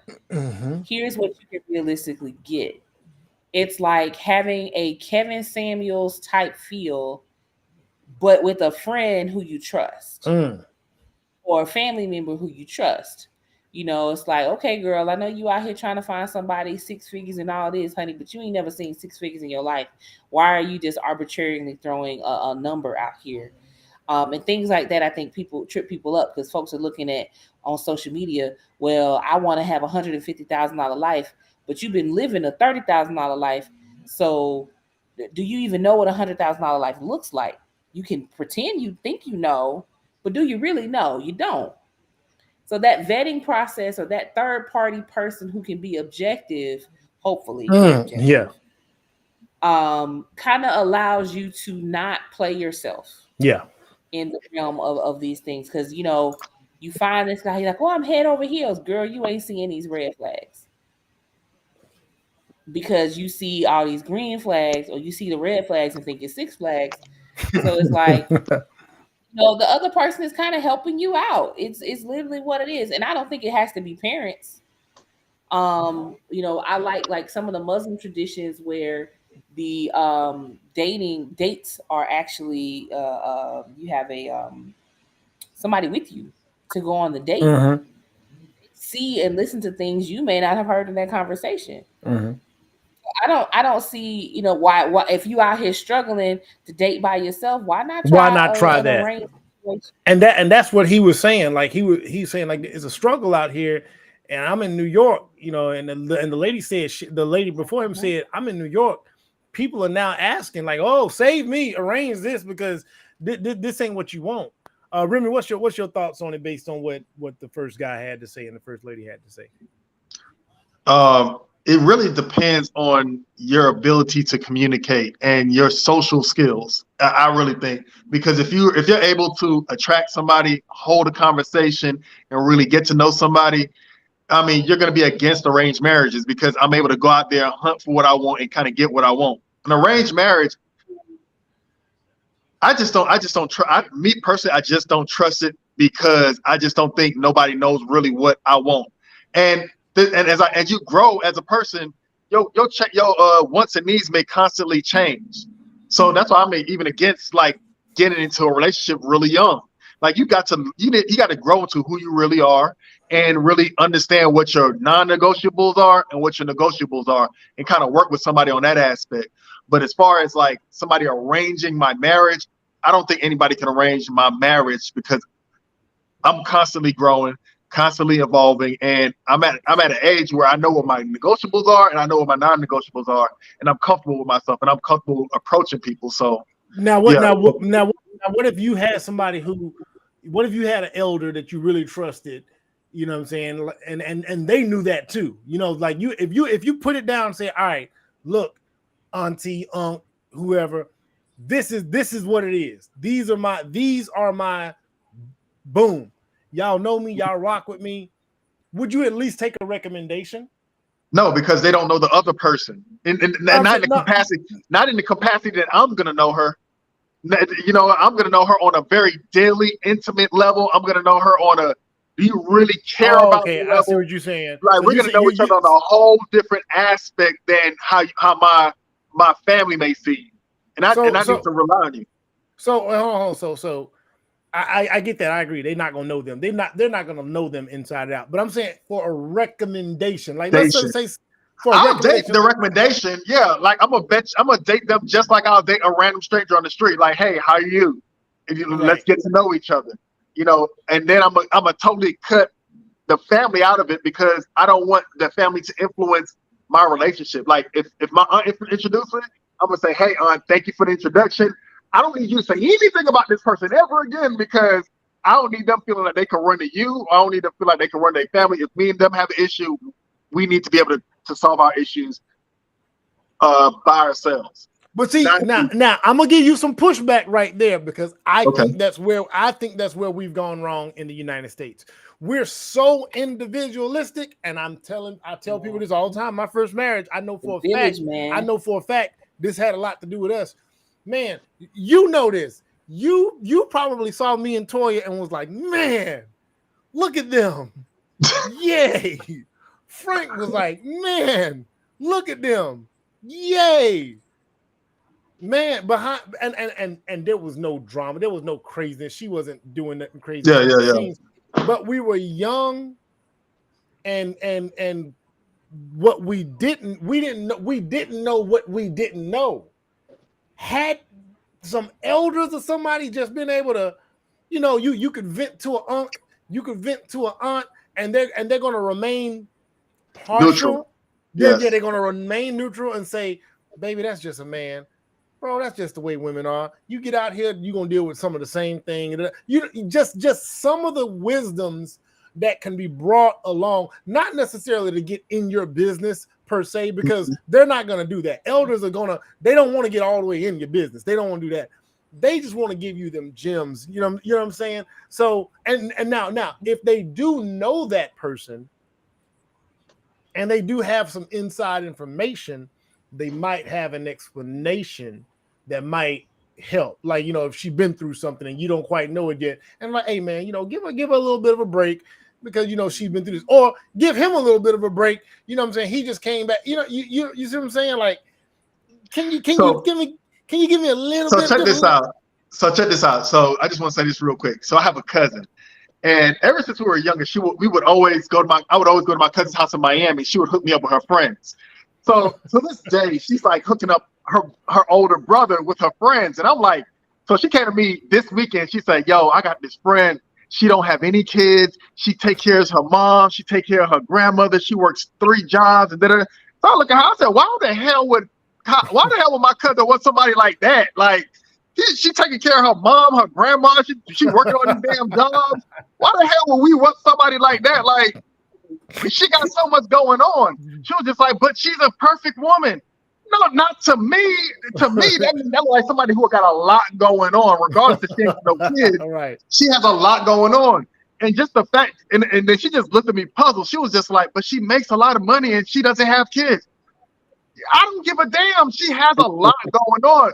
So it's just the fact that she thought that was a good match. And I'm just looking at her like, that's a horrible match. Like, this guy has freedom. He can move how he want to move, and then he got a scheduled time to see her. It's kind of she's forgetting about circumstances. Sometimes it's the ideal person and the ideal circumstances. Frank, I want to get your thoughts on what they said in that first part before I get on to the next segment of the video or the next part of it. I don't know if we spoke too long and you don't forgot what they said. Yeah, I forgot. Got it. No, the dude was saying how when he was saying like using the dating apps and the dating the way it is, he's like he thinks it's easier to get with somebody who is going to arrange for you because they require you to actually get it done. Like not get married. They don't require you to get married, but in an arrangement, they require you to get to know the person. So when intention is there. Yeah, so it's intentional. So when the communication seems to drop off because you met somebody on Tinder versus when you've met somebody via an arrangement, they brought y'all together. They're gonna basically kind of it's like y'all fenced in by y'all elders, y'all fenced in by the arrangers to a degree. Do you think that would be a helpful dynamic in this dating in this day and age with dating? No. Damn. No. He loud. Nope, they ain't gonna help. These folk now, they're hard headed. Oh, okay. You don't think you just don't think people gonna listen? No, they ain't gonna listen. They don't listen now. They don't listen to the friends they have. So because the friends they have typically ain't got shit going on either. I mean, no, I'm saying like even if the friends giving them some solid advice, they ain't gonna they're gonna go with what makes them feel good. So when they are faced with conflict with this person, they're gonna revert back to the things that this person does to make them feel good, because that's what they want to latch on to. So even if they got a homegirl or a homeboy that'll tell him or her, "Hey man, do you hear what you're saying?" Like, my coworker, the stuff that she tell me about her boyfriend, she's pregnant now. I'm like, I just flat out told her, I said, "Hey man, y'all are not good for each other. Like, neither one of y'all. He ain't good for you. You ain't good for him. Like, you know what you're supposed to do. You know what you should do right now. And you have no plans on marrying him. And you complain about him to me and the coworker that sit across from us. Like, I asked, I said, do you hear what you're saying? Like, none of this is good. But a nigga still living in the house. He ain't going nowhere no time soon. Well, and she's pregnant, and she's pregnant. So yeah, he damn sure. Well, damn. Yeah. Jamel just popped in, man. Welcome, Chef. We sorry you got outnumbered by all this testosterone. I mean, it is what it is. I ain't worried about y'all. You got a little fella over there. He invading your space, and now you on the show with a whole bunch of dudes invading all your space. You just got to deal with this shit, Chef. I'm a software engineer. Most of the time, I'm the only woman in the room. I'm fine. What up, Jamel? Give me. Did you see that first segment that we played where they were talking about? I did. Give me your quick thoughts on what that guy had to say and what that first lady had to say. I actually echo the sentiments of Sheffy, to be honest with you. I think that those extra set of eyes do help.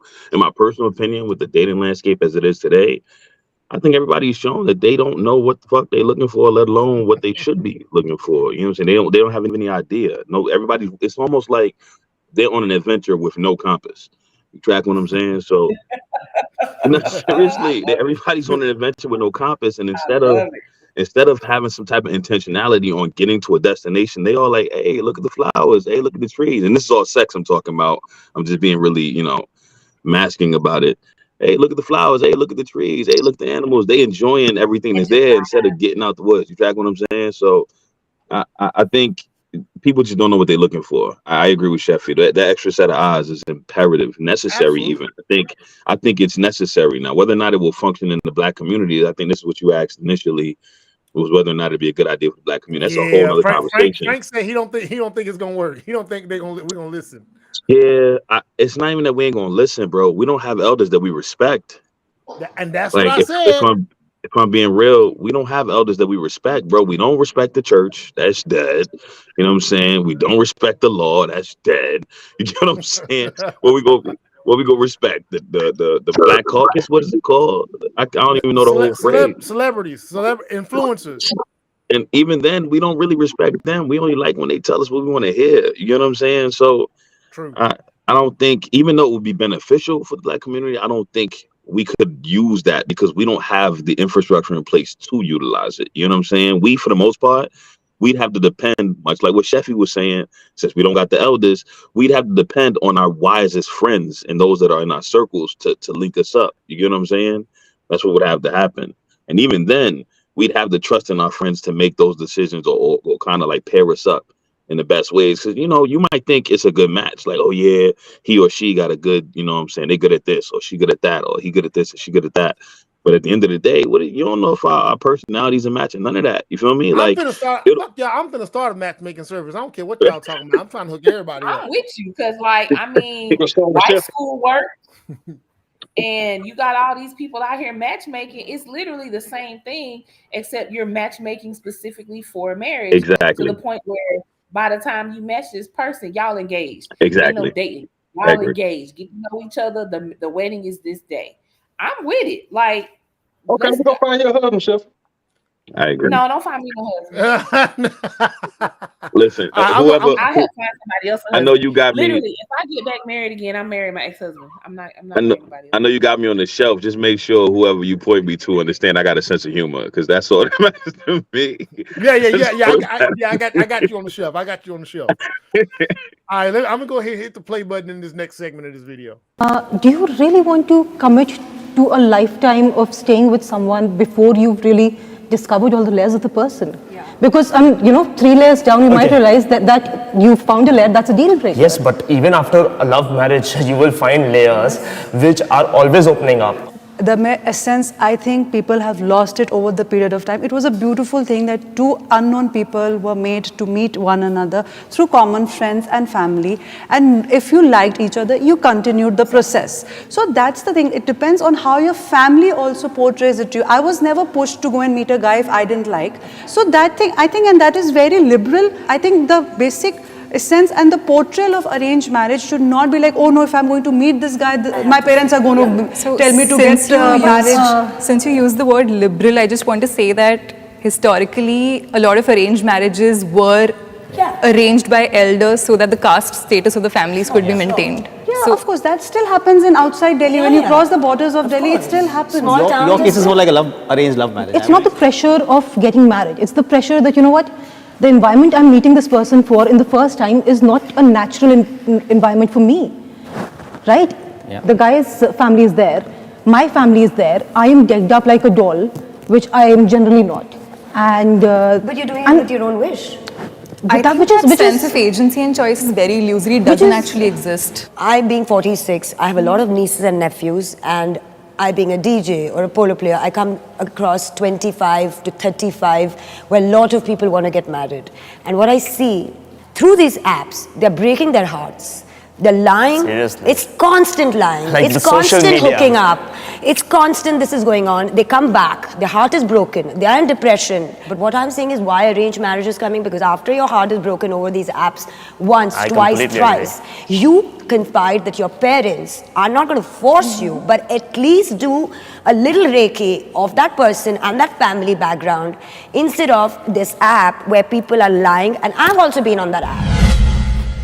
So to be very honest, I'm the only one in my family or friends to have had arranged marriage. My experience with the arranged marriage is that it was a very exciting period. We became friends, we got to know each other, our families knew each other, the culture was similar. So there has been a mix of arranged marriages and love marriages in my friends and my family. Most have been arranged marriages, and by God's grace, all of them have been doing very well. Arranged marriages perpetuate religious and caste.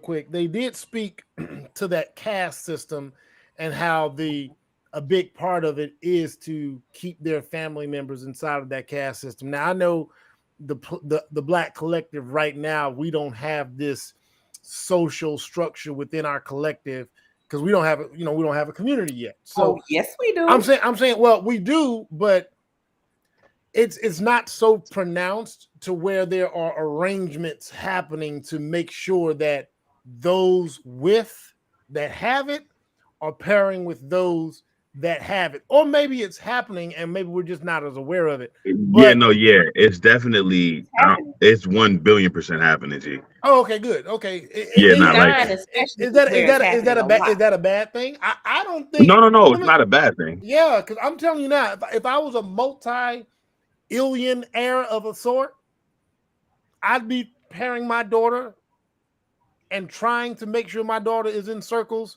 with other multi-illionaires of a sort. Most likely that's what I'll be trying to do. If I was still if I still held certain religious beliefs and stances, I would probably be trying to make sure that, hey, what is this? Does this guy believe the same way we believe? Does this guy, you see what I'm saying? If I was arranging, you know what I'm saying, I would arrange in that fashion.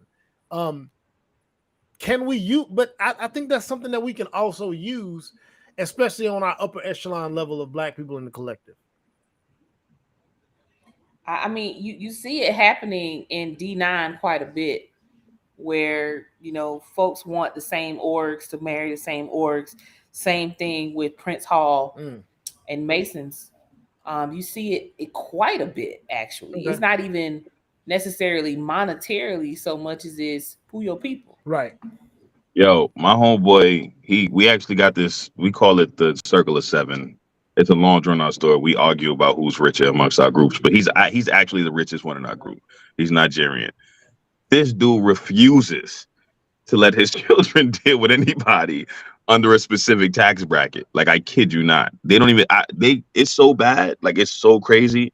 They take their kids and put them in specific schools to avoid their kids experiencing other children. Like, I'm being really serious. It happens. It happens, bro. It's happening.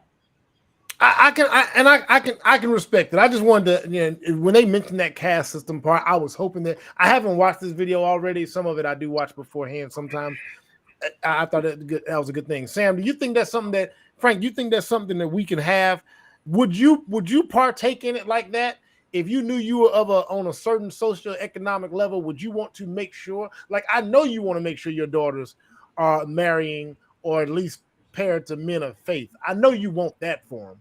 But if you absolutely were pairing them, what are the boxes? Give me like at least the socioeconomic box and the ethical or moral box that they would have to check. Would you make sure that stuff was in place? Yeah. The economic thing, not so much. I wouldn't put that much emphasis on that. I would emphasize it, but it wouldn't be a deal breaker if he wasn't making as much as me or more than me.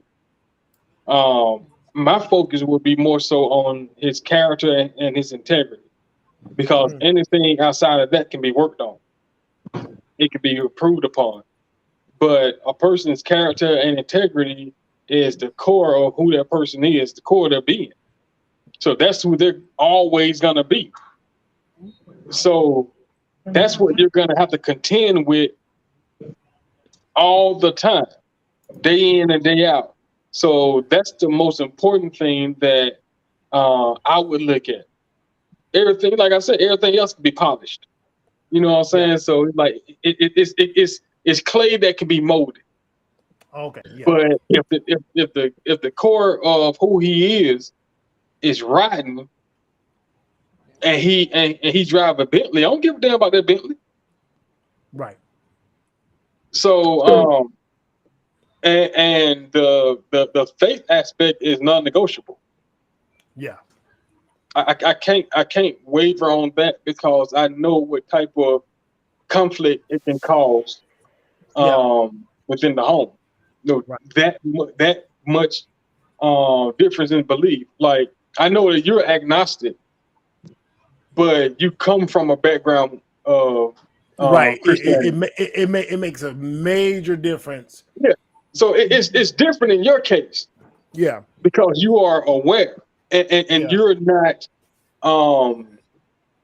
You're not. And what I appreciate, I'm not anti. Exactly. Which is like, I appreciate that so much that you're not anti, like a lot of people who have been of the faith and found out that, hey, I don't really jive with it no more. But there are some people that are just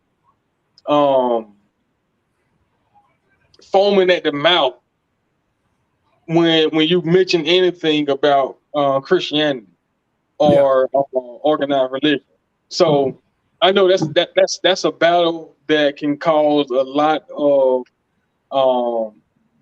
turmoil.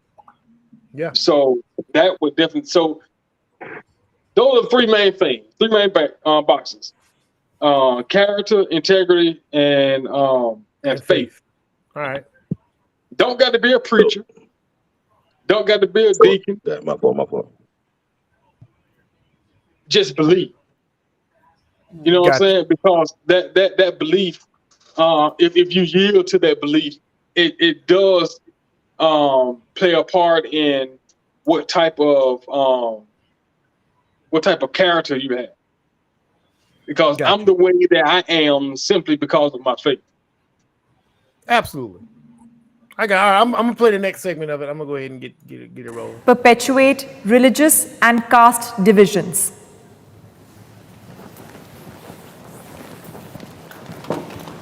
Obviously, I talk about this whole thing with my family members a lot also, and I was talking about how autonomy is so important to me and I will only marry a person of my own choice. And they said that, किसी से भी कर लेना, बस Muslim ना हो.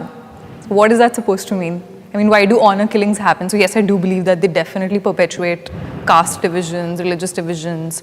So my personal experience is, my husband, he's from a Surd family. My father-in-law ties a turban and they go to the Gurdwara. So my thoughts were this only, that, arranged marriage will have you divided into caste and, have you coming from different communities, and I will have different ways, religious expectations and all. But when I got married to my husband and we had an arranged marriage, till date, they have never asked me to understand or to start learning their language. If the families and everybody is liberal and open about it, you can have intercaste marriages and they are successful. To make my stand clear, I am pro intercaste marriages. If you meet the right person at the right place at the right time. My only thing is that the human nature breeds on familiarity. Today I'm traveling, I see an Indian, we automatically become friends wherever we are going, right? The concept of arranged marriage is to meet the people whom you're familiar with, right? And in most cases, the familiar people are people of the same societies, from the same caste.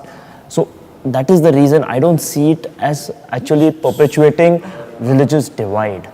I see it that because people are familiar, that is why there's it's going to be easier.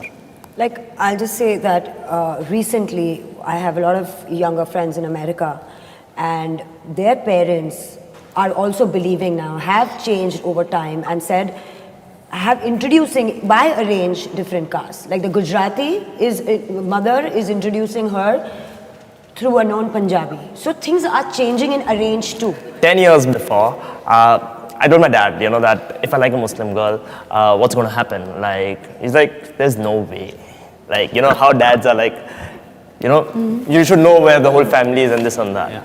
10 years down the line, he shows me a girl who's Muslim, like, you know what, I would really love you if you say yes for something like that. Things are changing. So things change. I have a question for both of you. Don't you think that these personal instances that you just talked about are coming from a place of a very high level of privilege and very disconnected from how things actually happen in India? No, India also, I'll tell you. I mean, it's happening here, as he said, his own example. My cousins and their family also, we are Gujarati conservative family, they're showing their children now Punjabi boys. I mean, not Muslim yet, but are I'm you just open saying. to considering that you guys are exceptions and this is not the norm? No, an arranged marriage is simply getting two known people together whom you can vouch for. So it can be of one caste or... I wanted to end it right there. He said arranged marriage is simply getting two known people together that you can vouch for. Man, bro, think about how powerful that actually is. If any of us could get two known people together that we vouch for. When we consider business, Jamel, when you consider a business deal, if you reference somebody to somebody, your name, like you, so you know, I got a vendor, I got somebody I deal with, I got this guy who has a product. He stands on this product. What is his product gonna make you introduce him, or the individual that you know he is to that person that you made that deal with before? What is it gonna take for you to put your name on that line? No, I agree. It's the individual. I've dealt. I agree with you. It's the individual. I wouldn't put the product itself wouldn't be the selling point. I've done situations where I put people in the same room according to the product that he provided, and it backfired. And I had to go clean up. Not for I had to go clean up and apologize because I introduced those people. I had to apologize, like, damn, they not like that, et cetera, et cetera. Because you essentially vouched when you said, "Hey, meet my man's right here." You know what I'm saying? Yeah, it just happened a day ago. I can't say because we're on a contract. It just happened literally 24 hours ago, where somebody, I'm being serious, 24 hours ago, somebody did bad business, and because they connected me with them, they apologized to me and everything, et cetera, et cetera. But I agree. It's more so a character thing. It's not about the product. In this specific situation, like he said, all you're doing is introducing two people that you can vouch for. Everything else, for the most part, is a perk of that. Sheffy, same thing. I know with what you do for a living, it's based on, like, if somebody bring you somebody or you introduce somebody to somebody, and it's been, so I think I say that to say, man, sometimes I think love is a beautiful little thing there. It just is, what that dude said on that thing, he said falling in love, he said falling feels like flying until you hit the ground. Boy, I'm telling you, I'm going to have that is going to be in my brain for the rest of my, like, that. I love that quote so much, I might get it tattooed somewhere, man. But I genuinely been searching for that dude. I kid you not, man. Like, dude, like, I love that quote. I think his name was Sexton. Last name was Sexton. His name was on that. If you go look, his name was on that thing. It was in the ticker. But yeah, you just getting two people that you can vouch for together. We do the same thing in business. Why can't we do it in marriage? Why can't we do it in romance? I think the reason people don't want to do it in romance is because we've watched too many Disney love shows. Like, for real, love is this thing that is supposed to just magically fall in our laps, and it's supposed to be all great and all of this, and it's like, I don't think that's how love works. Now, that's how energy works. You can meet somebody and their energy just immediately latches onto you, and you can develop a connection that way. Do we mistake that for love? I think we do. I think you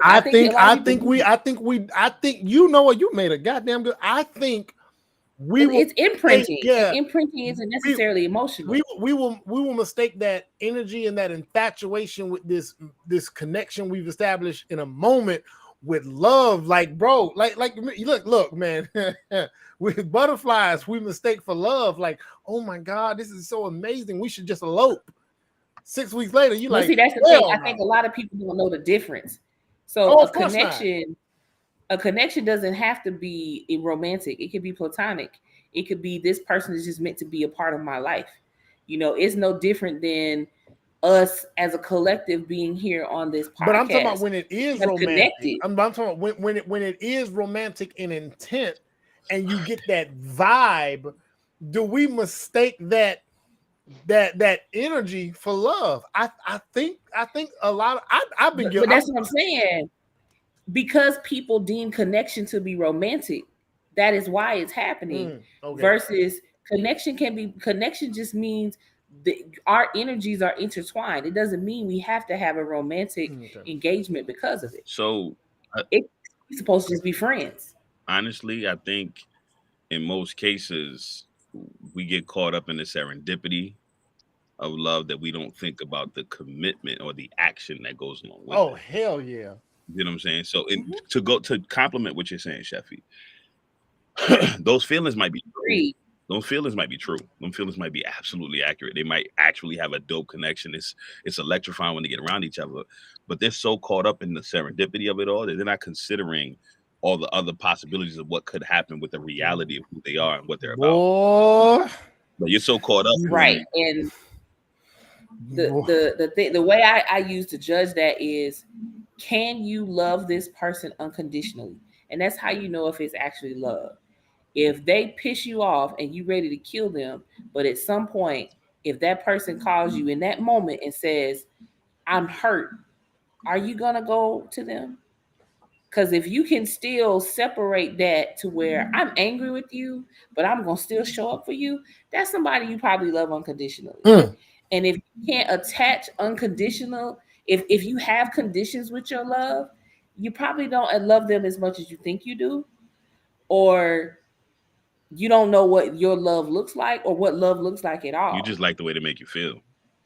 Right. And I think we get, and that's what I'm saying. I think, and I'm gonna get Frank's take on this real quick, because I think that's what we get caught up on. I think in this generation, this era, the feels are driving us more than anything else. I was telling my wife yesterday, we were just chopping it up, and I said, man, when considering marriage, when I got to that place where I was like, okay, this is about to be my wife, we about to do this thing, I said, my brain I did the logistics of what it now would look like to be a husband again. And I was like, shit. Just choosing to eat at 10 o'clock because that's when I'm going to eat because I feel like eating at 10 that night. That's a wrap. You know what I'm saying? Like I can pick and choose days where, man, I'm good, man. I'm gonna eat a hearty lunch, and maybe I won't eat dinner. But in the event that I decide that I want to eat right before bed, it's 9:30, 10. I'm gonna slap something down, steam a bag of broccoli, pop that in. I'm gonna go to bed, and I'm gonna go crash out on the couch and maybe move to the bed. Now that's obliterated. Now, nah, bro. You gotta be ready for dinner around the time that woman's ready to eat, and son's ready to eat, so we can sit down and have a meal and be ready for everything is there. And I'm like, damn, shit, which one's better? I'll do whatever the hell I want when do whatever the hell I want when I want without consideration of nobody or having to consider somebody regardless of what I do. Woo, boy! Hey, look. Every now and again. Give us free. You know, I'm just want to do what the hell you want to do, but you gotta, like Chef said, you gotta be ready to show up. Go ahead, Frank. Give me your thoughts. Man, real love is sacrificial. It's giving of yourself. It's committing to the commitment that you made to love this person. The commitment that you made. Yeah. It's not self-serving, and I'm just piggybacking off what Sheffy said, that even in the moment of when you're pissed off and you can't stand that person, you still think about that person's well-being. And you do what you have to do to serve that person in spite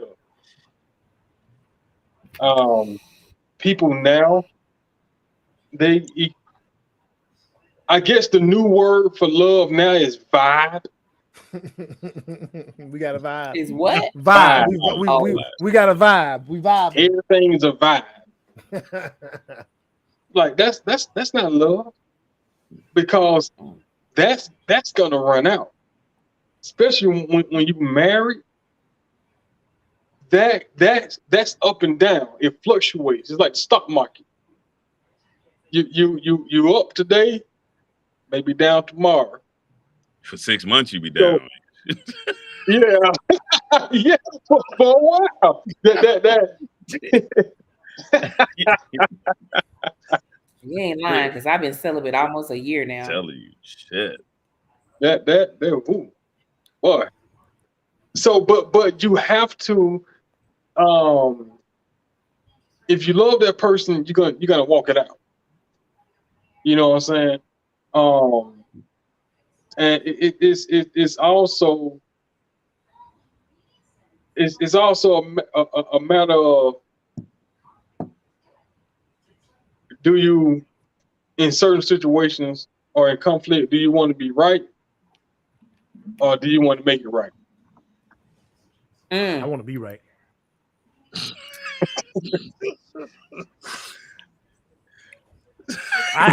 Look. I said, listen. I'm gonna really start something in this house. I'm gonna start a new trend. When we disagree, we're gonna take an hour. You go get 16 bars, and I'm gonna go get 16 bars, and we're gonna get in front of a mic, and we're gonna do it. And if the crowd favors me, you apologize. If the crowd favors you, that's actually pretty dope. I ain't gonna lie. And look, if the crowd favors her, she apologized for embarrassing me in front of my friends. I'll be goddamn. There you go. Give me 16 bars in front of my friends if you want to. That ain't gonna work out in your favor either. I'm gonna still be mad. My 16 bars gonna be so hot. I'm gonna drop a 32. I'm dropping gun bars. I'm dropping gun bars, sex bars, all of it. Well, I don't know. Sex bars might not work in my favor. Women can always say something slick, whether it be true or not. Whether it be Honestly, true or not, that might go left. Turning into a whole battle. Not only Play with that, it. women go low. I don't think you want to do that. I For know yourself. if they There look, are no rules when it comes to that tongue with women, bro. look. I see. You know what? It's the battle energy. If I'm getting into it, but her head's low and she just doing this, not even paying attention to what I'm saying, I know she's cooking something. I might want to be easy. I might. Hey, hey. Try to take me back to my battle rapping days in college. Yeah, cook them on up. All right, I'm gonna play this. I'm gonna play this next little segment and see what else they got to say.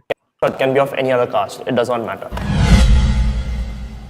Someone I know very closely had her marriage arranged. So her parents were in a hurry to get her married. This guy was set to have a job in a bank. Now, once they actually got married, turned out that he didn't really have that bank job. He was unemployed, actually. I think when they started running out of funds, the first thing that he did was he sold off his vehicle. The next thing that he did was he sold off his wedding ring. When she told her parents, instead of taking that responsibility, they said that you should just compromise, which just made me think that that person wasn't to find the right partnership, but it was to reduce that financial liability on the family.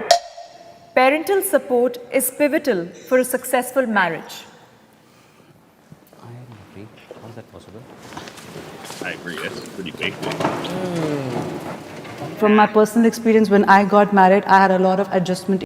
Hold on. So let's get our thoughts out real quick. You said chef. Now hold on. They said pivotal. Keyword pivotal. Pivotal.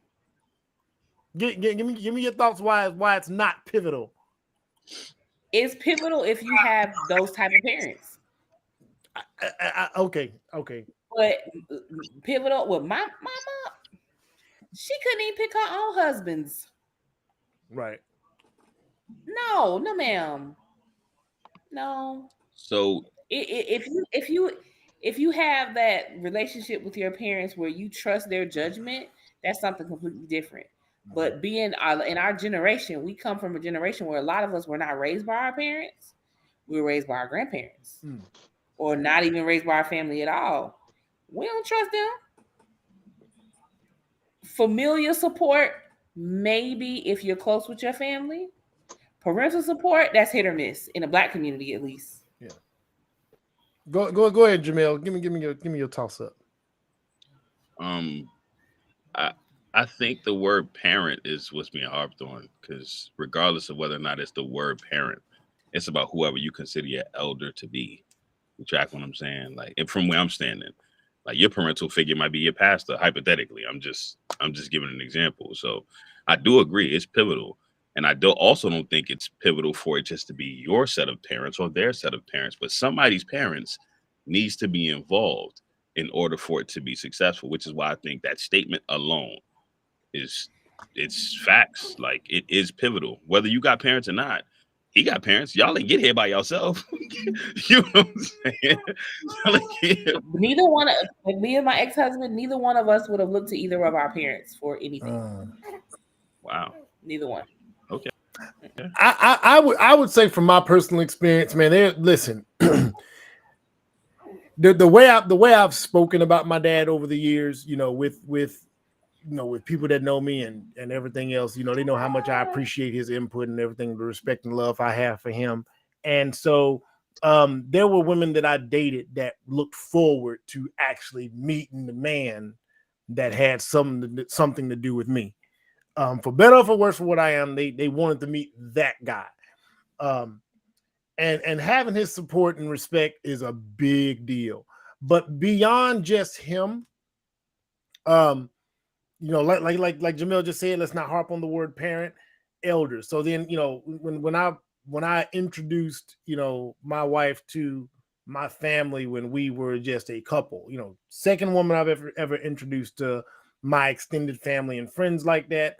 And that they knew something, because I don't bring nobody. Like, if I bring you, I've done all the vetting that I can. I've done enough vetting to where I have no worries about bringing you around. But I know when I bring you, they're not critical. They're not hard people. They're all good people. but I know how you mesh with them, and their opinion is so important. It may not change the decision I make, but it's important. And it's not that they're going to look and say, we don't know about her. It's what they don't say that would be more important. It's what they don't say. It's if they did not have an opinion. If my family members did not have an opinion, that would be something like if my aunts, uncles, all of them was like, oh, that's just, oh, okay, well, it was nice meeting her, and that was it. I'd be like, oh, I gotta go shopping again. I don't know what the hell I'm doing. I gotta get back out here because I need them to see what I see, and because if they don't see what I see, you know what I'm saying. Like Frank knows, like they met her. Like if they don't, they need to look at me. I need put it like this: if I've picked a woman and my family members and friends don't grab me by the neck and say, now look your number, now look your number. Don't fuck this up now. If they don't give me that talk, she ain't it. And I've got that talk from a whole bunch of people. Hey man, boy, you don't fuck this up. No, don't. My family around here trying to sideways put me and my ex-husband back together. Yeah, we is. It ain't just them. What's his number? We'll get it from you. I'll figure it out. Go ahead, Frank. Everybody trying to put us back together. Go ahead, Frank. Is it pivotal? You know, that having them parents involved, is it pivotal? I think it's pivotal having anybody you respect involved. In my case, we don't have any elders that have been successful in relationships. Damn sure hasn't been out of my grandma's house, because my great grandma, I know I told the story before, but her husband left her and went up north and started a whole family, while leaving her with their 4 kids to raise on her own. My grandma, she was a teenage parent to somebody that was married already, and my dad. I think the only thing that held him and my mom together before they passed is trauma bonding, because he was a child without a consistent father, and my mom was abandoned when she was a child. So me and my siblings literally started from scratch. My oldest brother, I think, some of his friends had some parents that were still together, whatever that he admired or looked up to. So I really didn't have any elders in place to guide me. So I trusted my friends, who I trusted the most, which is why everybody that I brought around that I wanted to take seriously came by you, Moel. Because I used to always bring them to you and Toya. Yeah. I used to bring them around my brothers, and that was it. So I don't think, because everybody's not fortunate enough to have a system or a village that's trustworthy, especially being Black, because exactly our the family structure of Black people has really crumbled. So it really comes down to, who do you trust? Yeah. It could be somebody your same age. Might be somebody a little younger than you. Just somebody that has the head on straight, that you value. That also has your best interest at heart. Right. Yeah. Right. So I'm all for introducing someone to a community, and like I said, that can be made up of anybody, just somebody that you trust, and like you said, has your best interest at heart. Y'all better than me. I commend y'all for having those types of people in your circles. I couldn't introduce no woman I was with to none of my friends. They'll try to fuck. Damn, those ain't friends. Those ain't friends. I'll be real with you. It was you missed the segment where we talked. You missed the segment where we talked about is it okay to mess with exes? Like, bro, and that's what I'm saying, bro. In our circle, just to harp on that, bro. I've thought about this over the years. Like, first of all, me and my partners, we're different enough to where we don't even look at most of the same. Like, we can see that all the the women that we've dated are attractive, but we don't even have the same type of interest in women.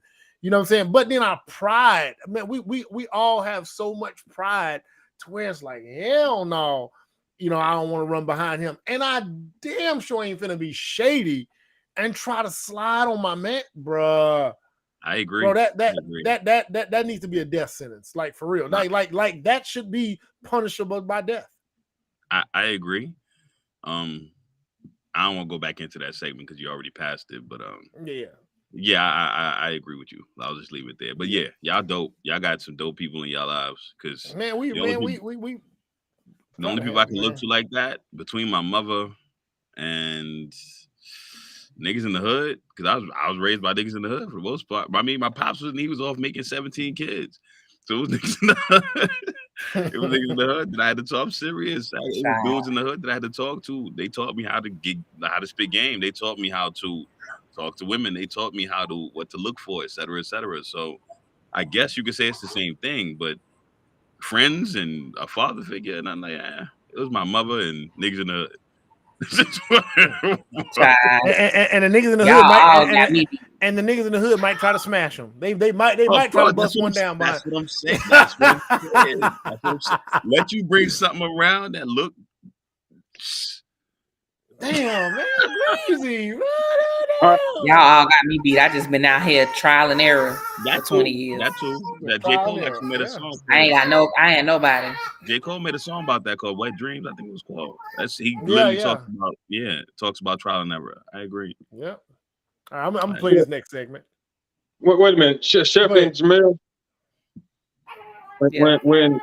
Whenever y'all meet somebody y'all like really interested in, just bring them on.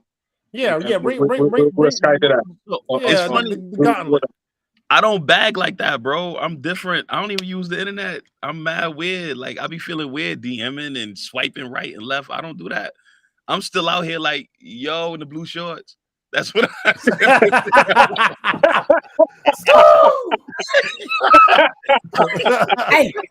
Hey, Sean. Now, all jokes aside. I don't mean no disrespect, but I just saw you walking by, and so I was exactly. I'm still taking the physical approach. Like, I can't get with the whole like slide in my DM, or I've tried. I just can't get with it. Like, I will fly to Chick City if I want to bag. I'll fly to where she at the spit game. I can't. Yeah, do that. Yeah, that's the way to do it. Hey, it's always the dude sliding in my DMs, and that be the problem. That shit don't get. That's not weird to you. Like, for real. I'm sorry. I don't even mean to say it's not. I mean, like, I met my ex-husband online back in 2000. How did he pull you? Please tell me how. What did he say to you in a DM that made you be like, damn? Like, what did he say? So it's funny because of where we met. We met on a website called onlinebootycall.com. Oh, this website God. And I don't know. It was just he was very like confident, but not boisterous. Onlinebootycall.com. We ended up like not talking for like a month, and then we ended up talking again on collegeclub.com. And I remember saying to him, I was like, you out here trying to date these little young girls. And he was like, yeah, she 18, she green or some shit, he said. And he was just funny. That was literally it. He was funny. I just don't get. I'm pulling up onlinebootycall.com. It's a thing. It's a thing. Yeah, that website has been around for 25 years. Look, that's beautiful. All right, I'll be in here later. Shh, don't tell anybody. But no, it was I more just don't of, see it was just, despite the medium we met in, where you would think it would just be like Tinder-ish, it really wasn't. I've met many men from online booty call, never smashed not a one of them. Some of those guys I'm still friends with to this day. It was just people kind of just being themselves, and they're being funny. Like, if you can make me laugh, you can probably laugh me out my drawers. It just is what it is. That's the type of guy I like. A guy who is confident in himself. Lord, I like boy. a confident man who doesn't have to be extra to be confident, but is also funny. Yeah, Draws out I his just don't see how boo. it translates. I've been trying to figure out how it for like the last 3 years. I kid you not. Let me It's the same as when you're doing it face to face. In all Well, honesty, it's easier. Let me say, as a man who's versed in every, like, I've done this every way to be done. I come from the school of in person and the online thing. I remember when online was a thing. Somebody recommended it to me. I was in Atlanta and somebody was like, you need to get on one of these dating sites. And I'm like, I'm a man out here. I ain't going on no damn dating site. I'm single, you know what I'm saying? I'm gonna pull them like I used to. Right. And she was like, nah, just, she was like, just do it. I had a pride thing about it at first, but now the DM part, so the swiping right and that, it wasn't that much of a bad thing, because I'm like, okay, you know what I'm saying? If I've slid in a DM, I can do that. The DM thing has always only been either I've been straight direct and savage, like, yo, you look good. I don't know much about you, but I'm trying to figure it out. Or we do have a rapport online and we're just having a conversation anyway. And so I can find something for us to talk about outside of the public space. And then, of course, that segues into, well, you know what I'm saying? I think you kind of this or that, you know what I'm saying? Let's go grab a drink. It's pretty much the same thing you would do, but in person, as you know, in person, it's way more cold. You need more. I think you need more skill in person, Bro, because you have nothing. You have nothing to go off of. At least this ain't even online. mine. At That's not least true. online, That's you not can. true. Yeah, no, That's I'm telling you, because online you can cheat. Online, you got 5 minutes. You got a whole day, a whole 48 hours to scroll down a profile and find out what the interests are. You don't need but like 3 minutes. Something I'm famous for, something I'm famous for, stirring up conversation out of nowhere. It's the what I'm same good at thing in in a person. DM though. You literally just start the conversation out of nowhere. But you actually have. But the thing is, see, when we cold approach, we just doing it. It's all in here. With the social media approach, you can do recon. It's almost like it's almost like a trick. It's like, oh shit, I can go to her page and see she's in. Oh, she watches old episodes of Martin too. I don't know what it is. You're doing research. Yeah, you can cheat. Like, I'm like, man, this is easier. Which is why I don't even know how dudes fail in the DM.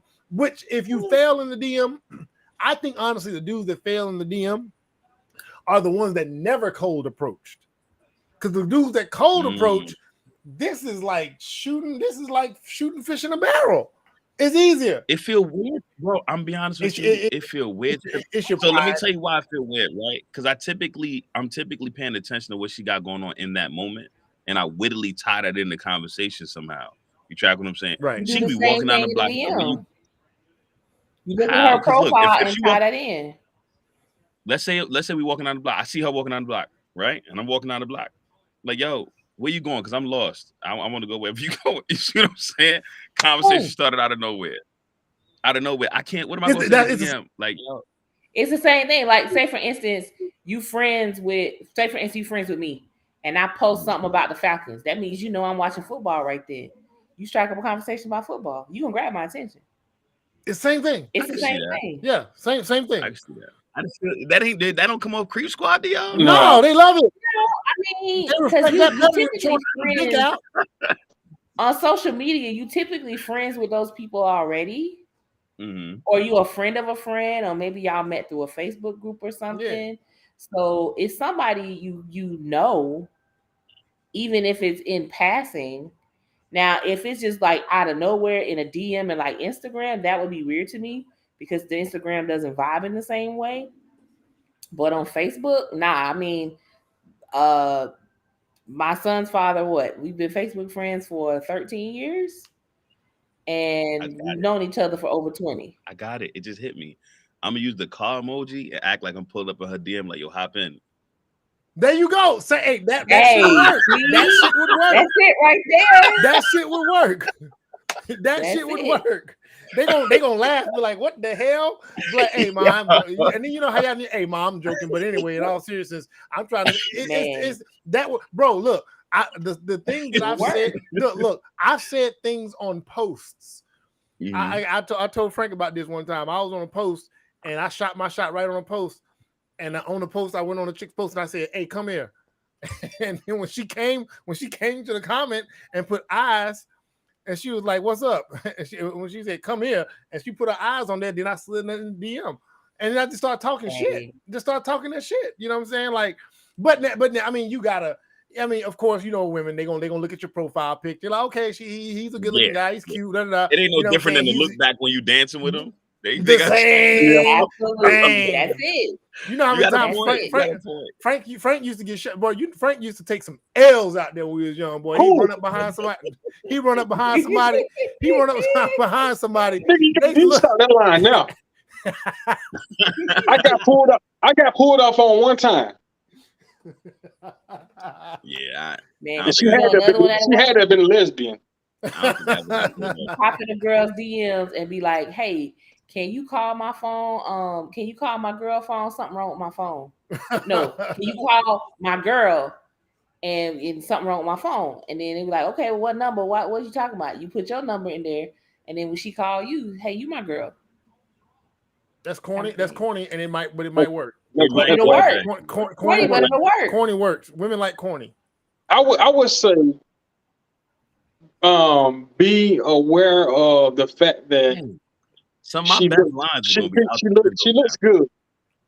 You're attracted to her, so of course she looks good, and she's not the only person that I mean, you're not the only person that she's attracted to. So her inbox is being flooded. So what is the most common thing niggas do in the inbox? Hey, sexy. Good morning, beautiful. Good morning, queen. Do the exact opposite. Nah, but that's the thing, bro. I usually pay attention to shit and say the most wild. If she walking, I'm like, yo, you walk like your feet smell good. Can I talk to you for a minute? Wow. Now that would be creepy to me. Yeah.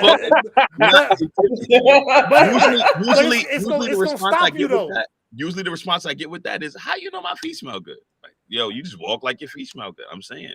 But beyond that though, what you doing? Because I got some free time and I'm trying to go eat something to eat. That's usually how I go. See, you can do that in the DMs. You can be like, you know, that picture of you was cute, or you know, and you just say something about the picture she just posted. Oh yeah, you ugly. You know, you like hit it with the you ugly.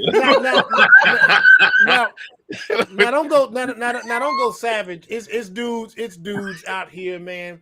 They see a picture and they go in there and they talk about eating ass, and it's dudes that go way wrong. They go hard in the paint. And I'll be like off bro. top. Like, bro, you be like, your booty hole tastes nice, and it be like, oh sir, my this is God. good. Nah. Yeah, that's how they come for real.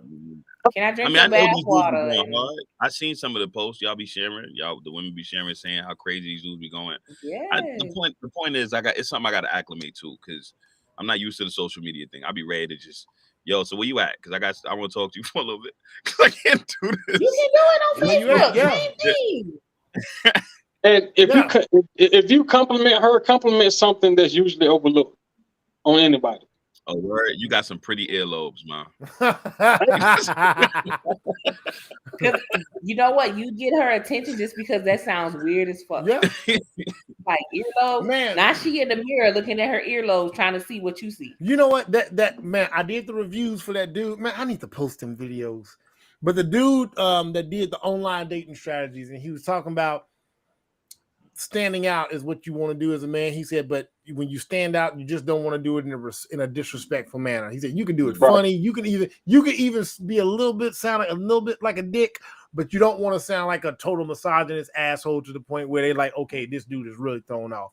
There's a fine line. I mean, and you funny and you talk that shit, so it'll work. Anyway, I'm gonna play this last segment of this, and then we're gonna close this bad boy on out. Adjustment issues with my in-laws. My husband could not understand my agony. So there I had to go and call my mom and ask for a lot of advices. Even when I had a fallout with my husband and, there were certain problems, my mother always told me that, I have your back, you can come back to me anytime.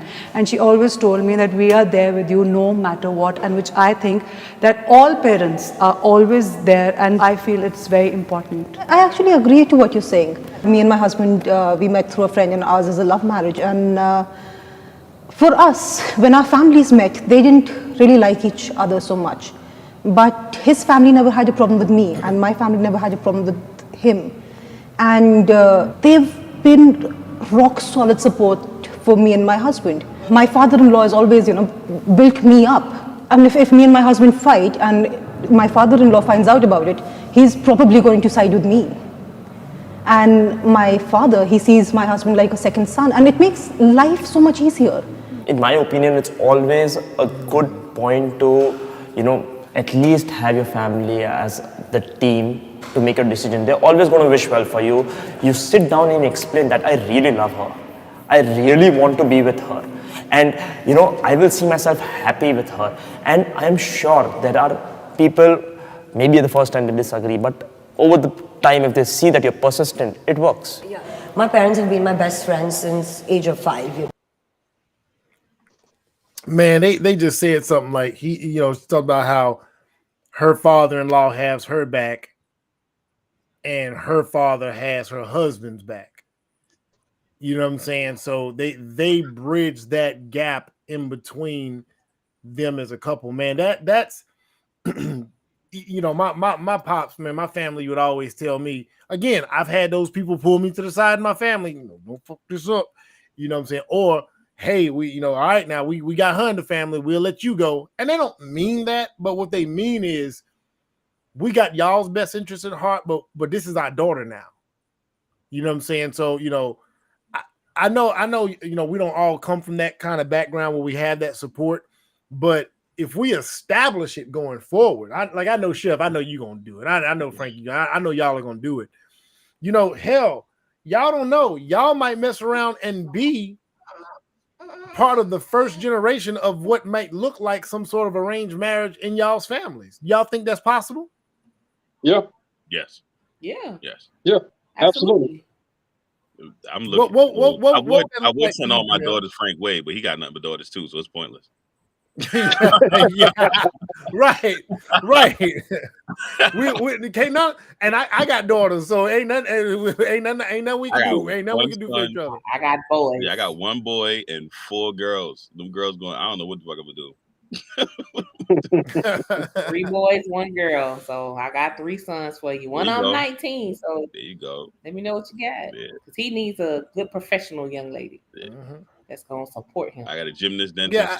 Well, we can talk about these arrangements later. I know. Look at them trying to arrange kids. Now, I will say this though. One thing I have noticed in doing the Indian matchmaker reviews that I do, I got like 3 more that I got to drop to.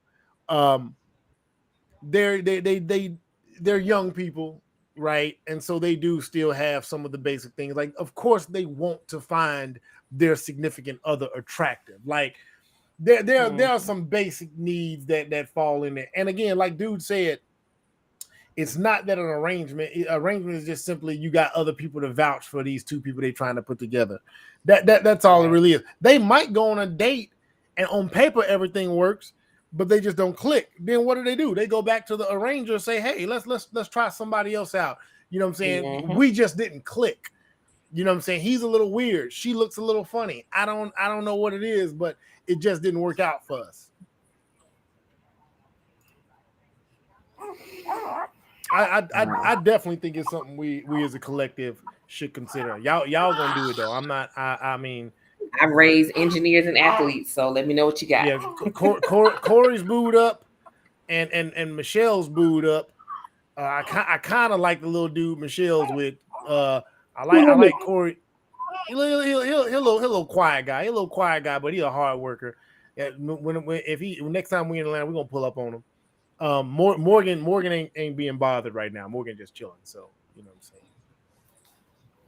She good for her. Yeah, Ain't nothing out here. she just the last guy she dated. You know, he was a solid young guy, but she's young. She's young and picky. So I was like, all right, yeah, keep being young and picky. Keep on being young and picky. I'm like, exactly.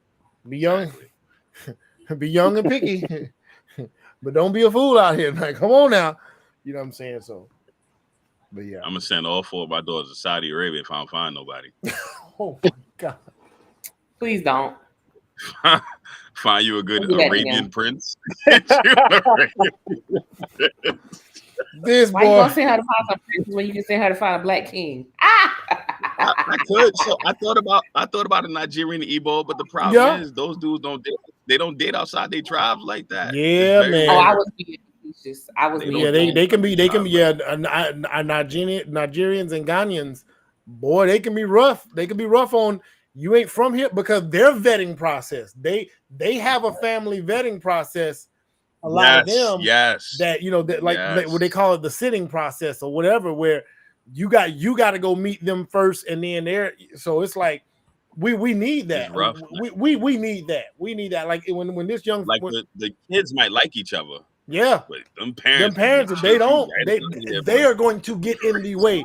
They gonna Romeo and Juliet that shit. You know what I'm saying? Like, no, we ain't rocking with this. Absolutely. The Arabians don't care. As long as you're a virgin, them Arabians don't care. Oh shit. Yeah, because they don't value the woman past her being able to have babies anyway. Is virgin? Is virgin? That's it. That's it. 2 words. He is virgin. That's what they care about. But you know, I would love to see like I know in the group we talked about, is college a good time to start looking for your mate? I think so. Just like they have the career services place on campus, why couldn't there be a matchmaking service for listen, my aunt's story, my aunt broke this down, man. I'm gonna see if I can get my auntie and my uncle Elwood on here to sit down and chop it up with us one time. I'm gonna really call them and see if I can get them on camera to chop it up with us one time, because my aunt was like, she found that dude in college. And when she said she locked on him, she said she got right in the way. She's like, no, ain't nobody else gonna snatch this one up. You know, the white girls do it. You know what I'm saying? Like, this called spring. It's called ring by spring, bro. Listen, but you know, so and our elders. So how did my aunt get that? Well, she had to get that from my grandparents, and so somewhere along the way that was just missed. And my dad blamed my dad generation blames it on drugs. My dad said, "Hey man, we were getting high." And we was the summer. Yeah. It was high. It was sex, drugs, rock and roll. Like my dad will straight up say that's what it was. So I think yes, college instead of party. I mean, listen, you got 4 years in college. You mean you telling me you can't dedicate the last 2 to finishing up your studies and locking in that person? You know, like. Because if you can, y'all starting out on a level where y'all both respect each other status. Y'all are basically socioeconomic equals. Yep. She's the most virile, the most fertile, and he's the most virile, but he's at his lowest level of his earning potential. And that's the one that's the time in life where y'all can actually thug it out a little bit. Y'all can afford, if he gets a decent salary, y'all can afford to kind of both figure it out off of just one, maybe get married, maybe pop out a baby. Maybe. It's getting harder to do this shit off one salary. It really is getting harder, so it's hard to say. But y'all starting here. And one thing about this money thing that I know a lot of women got to understand, y'all outlive us. Generally speaking, y'all outlive us. A woman's earning potential based on lifespan is so long that y'all don't ever have to be in a goddamn rush, baby. Y'all don't gotta be in a rush because we gonna die. We gonna stop working earlier than y'all. Y'all can continue. About 45. Yeah. Women can continue. You know that earning in an environment that might be less physical. I don't know, but I'm just saying. I think no, sir, you're wrong. No, it depends. No, think. Okay, ageism is still a thing. You know it is. Okay, women nurses last longer in their industries than contractors, hands down. Yes. It ain't it, right, but there's certain industries. Yeah, it's usually nurses and teachers. Right, that's about it. But now the tech world. Now you know this more than I do, obviously. But the tech world is starting to become this thing where they just want the motherfuckers with the skills. Like the demand by those with the skills. It's not it's not the skill. Yes. Oh, ageism is still a thing because they want to get the cheapest.